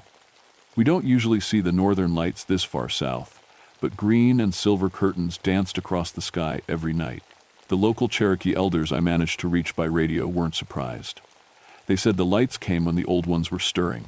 I should have listened to them. Thursday morning, everything changed. I was making my usual rounds when I heard Dr. Russell screaming. Not angry screaming, terrified screaming. I ran toward the dig site, my hand on my radio, ready to call for backup.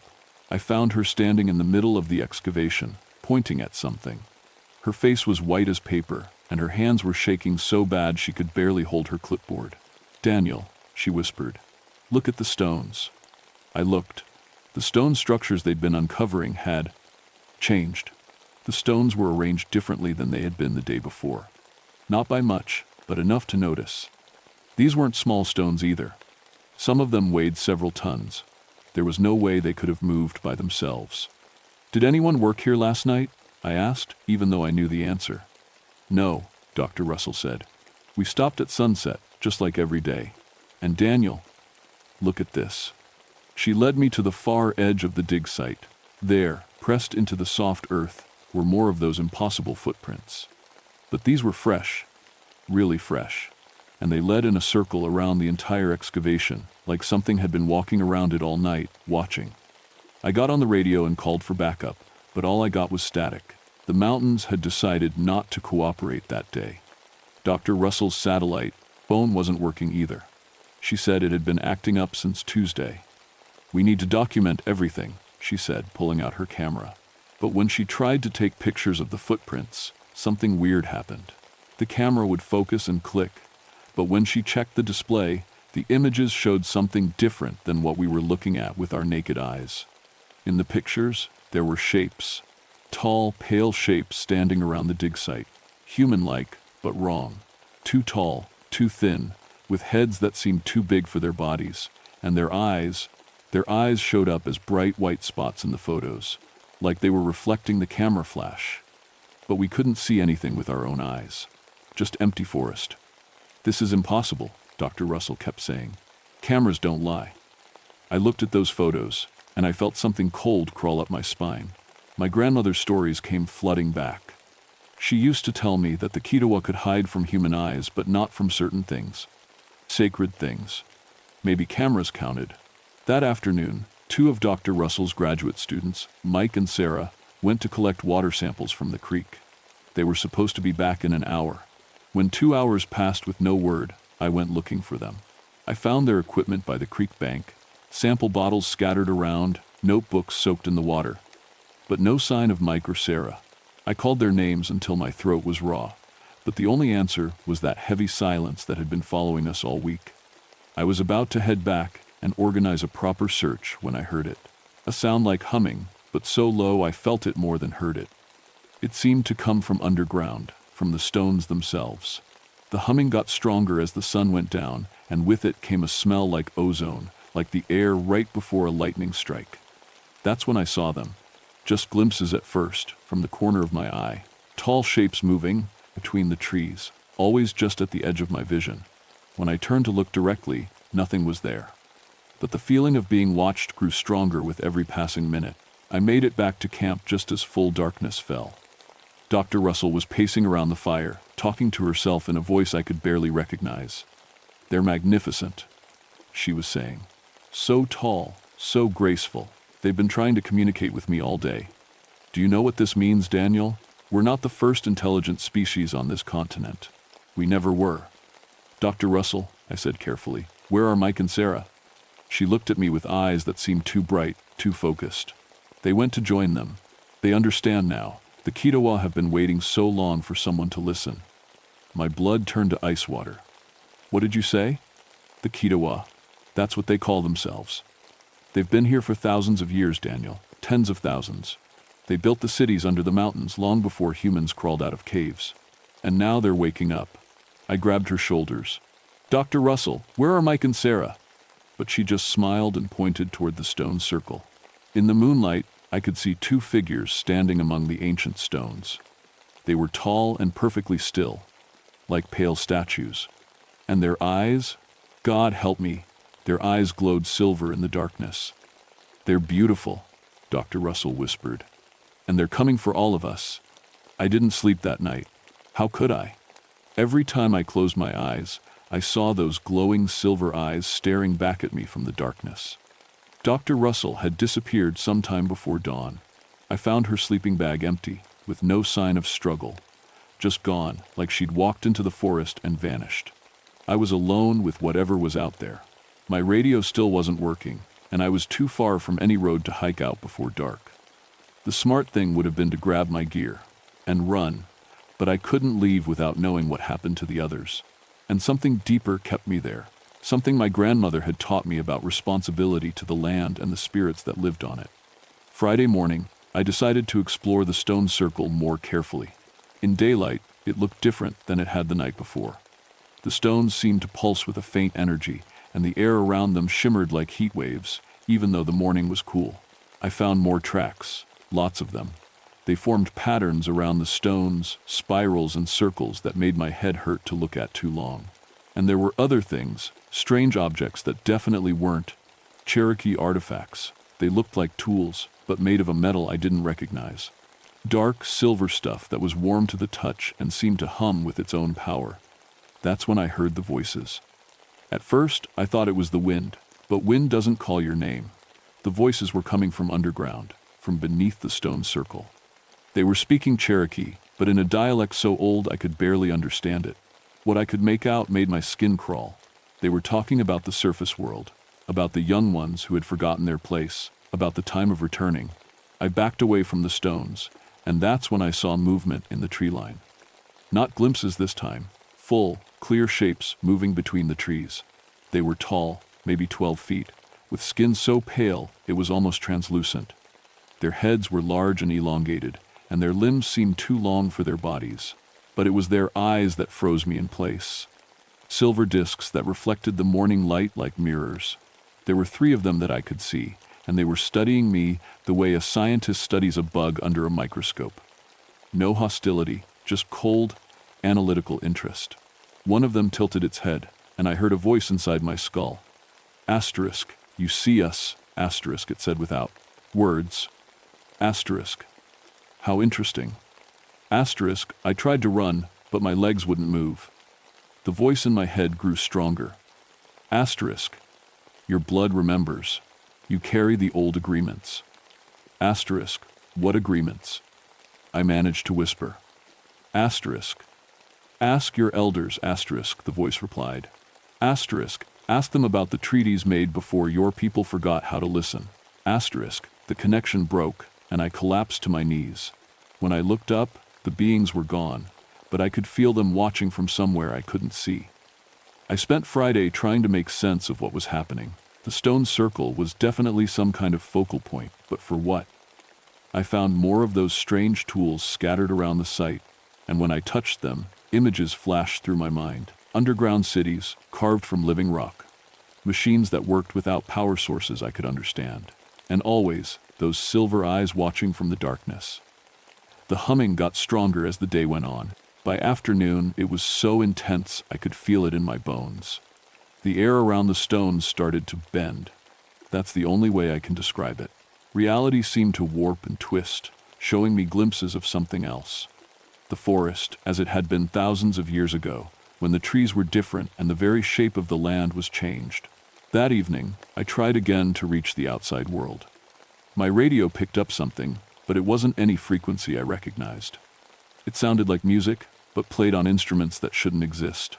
Beautiful and terrible at the same time. As the sun set, the aurora activity started again. But this time the lights seemed to be responding to the humming from underground.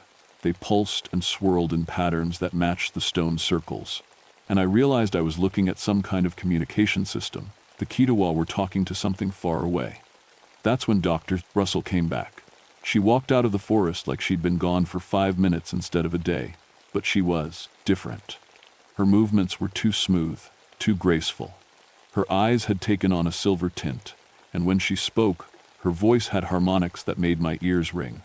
Daniel, she said, they want to meet with you properly. The Council of the Deep has agreed to speak. Where are Mike and Sarah? I demanded. Safe, she replied. Learning. They volunteered to be the first, you know. The first humans to truly understand what we're dealing with. We're leaving, I said, right now. All of us. Dr. Russell laughed, and the sound was like crystal bells breaking. Oh, Daniel, don't you understand? There's nowhere to run. They've been under these mountains since before your people crossed the land bridge. Since before the ice retreated. This is their world. We're just visiting. Behind her, shapes emerged from the forest. Dozens of them, all tall and pale and moving with that impossible grace. Their silver eyes reflected the aurora light, and I could feel their attention pressing against my mind like a weight. Asterisk. Come, asterisk, the voice in my head said. Asterisk, it is time for the deep knowing. Asterisk, I looked at Dr. Russell, at the beings surrounding us, at the stone circle that pulsed with alien energy, and I realized that whatever happened next, the world was about to change forever. My grandmother's stories hadn't been legends after all. They'd been warnings. The beings led me toward the stone circle, and with each step, the world around me became less real. The forest shimmered and changed, showing me glimpses of what had been here before. Vast cities of white stone, rising from the mountainsides like something from a dream. Gardens that defied the laws of nature, where impossible plants grew in mathematical patterns, and everywhere, the tall pale figures moving through their world with purpose I couldn't understand. "This is what we built," the voice in my head explained. "Before your kind learned to make fire, we carved civilization from the living rock." The leader of the group, I could tell because the others deferred to it, stepped forward. When it spoke, I heard the words both aloud and inside my skull. "I am called Mountain Heart Speaker in your tongue. I was old when your people were young. I have watched your kind spread across our lands like water through cracks in stone." "This is your land?" I asked, surprised I could speak at all. "All land is ours," Mountain Heart Speaker replied. "We shaped it from the raw earth when the world was new. Your people. You are guests who have forgotten the rules of hospitality." "Doctor." Russell stepped closer, her eyes now completely silver. "They've shown me such wonders, Daniel. Cities under the mountains that make our greatest achievements look like children's toys. Technology that works with the earth instead of against it. They could teach us so much. At what cost?" I managed to ask. Mountain Heart Speaker tilted its massive head. "The cost of remembering your place. Your people have grown. Numerous. You build without asking. You take without giving. You forget the agreements made by your ancestors." "What agreements?" The being gestured, and the air around us shimmered. Suddenly, I could see them, ghostly figures from centuries past. Cherokee warriors and elders, standing in council with the tall, pale beings. I could hear their voices across time, speaking words of treaty and promise. "Your people swore to walk lightly on the land," Mountain Heart Speaker explained. "To take only what was needed, to remember that others came before. In return, we would remain hidden, allowing your kind to find your own path." "But now?" I asked, though I was afraid of the answer. "Now the agreement is broken. Your kind covers the earth like a plague. You poison the waters and burn the forests. You forget that this world was never yours alone." The reality around me shifted again, and I saw the truth that terrified me most. The Kituwa weren't alone. Across the world, in hidden places, other ancient races were stirring. Deep dwellers who had built the first cities. Star-touched beings who had walked between worlds. All of them watching as humanity spread like a cancer across the planet they had called home for millions of years. "We tried to warn you," Mountain Heart Speaker continued. "Through your elders, through your dreams. But your people stopped listening. Now we must choose, Treater. Remain hidden and watch you destroy everything or reclaim what was always ours." "And the people here? Dr. Russell, Mike, Sarah? They are transitioning, learning to see as we see. Their minds are being prepared for the new world that is coming." I looked at Dr. Russell, really looked at her. Her humanity was still there, but it was fading, being replaced by something else. Something that might once have been human, but was human no longer. "You can't do this," I said. "There has to be another way." Mountain Heart Speaker moved closer, and I felt the full weight of its ancient intelligence pressing against my thoughts. "Perhaps your grandmother's blood runs strong in you. You carry the old knowledge, even if you do not understand it. You could speak for your people. Help them remember their place. And if I refuse, then we will reclaim the surface world as we reclaimed your companions. Humanity will become what they were always meant to be. Caretakers, not conquerors." The air around the stone circle began to vibrate, and I realized that whatever was happening here was spreading. Through the network of underground tunnels, through ley lines I couldn't see but could feel, the awakening was reaching other sites. Other places where the ancient ones slept. "Choose quickly," Mountain Heart Speaker said. "The deep council grows impatient." I closed my eyes and tried to think. My grandmother's voice came back to me, telling stories around the fire, stories about respect and balance, about the responsibility that came with living on borrowed land, but also stories about courage, about standing up for what's right, even when the odds are impossible. "I'll speak for my people," I said finally, "but not as your puppet, as an equal, the way our ancestors did." Mountain Heart Speaker's silver eyes seemed to brighten. You would invoke the old protocols? Yes. The being studied me for a long moment. Around us, the other Kitowa drew closer, their attention focused on this moment like the entire future of two worlds hung in the balance. Which, I realized, it probably did. Very well, Mountain Heart Speaker said. But know this, if your people cannot learn to walk in balance, we will teach them, and the lesson will not be gentle. The world exploded into light. I woke up 3 days later in a hospital bed in Gatlinburg. They told me a search and rescue team had found me wandering on a hiking trail, delusional and dehydrated. The dig site had been closed due to geological instability, and all the artifacts had been confiscated by federal agents for security reasons. Dr. Russell was in the psychiatric ward 2 floors down. They said she kept talking about underground cities and silver-eyed giants. Mike and Sarah were listed as missing persons, though the official report blamed a hiking accident. Their bodies were never found. But I knew the truth. I could see it now, in ways I couldn't before. The world looked different through my changed eyes. I could see the electromagnetic spectrum, catch glimpses of the underground tunnels that networked beneath the mountains. And sometimes, late at night, I could hear the humming. The Kitowa had kept their end of the bargain. They'd let me go, let me return to my world to serve as their liaison. But they'd changed me in the process, made me into something that could bridge both worlds. I went back to work as a park ranger, but with a new purpose. I started working more closely with the Cherokee Tribal Council, helping to protect the old sites, teaching people about the importance of respecting the land. Most folks thought I was just getting back to my roots after a traumatic experience. They had no idea how right they were.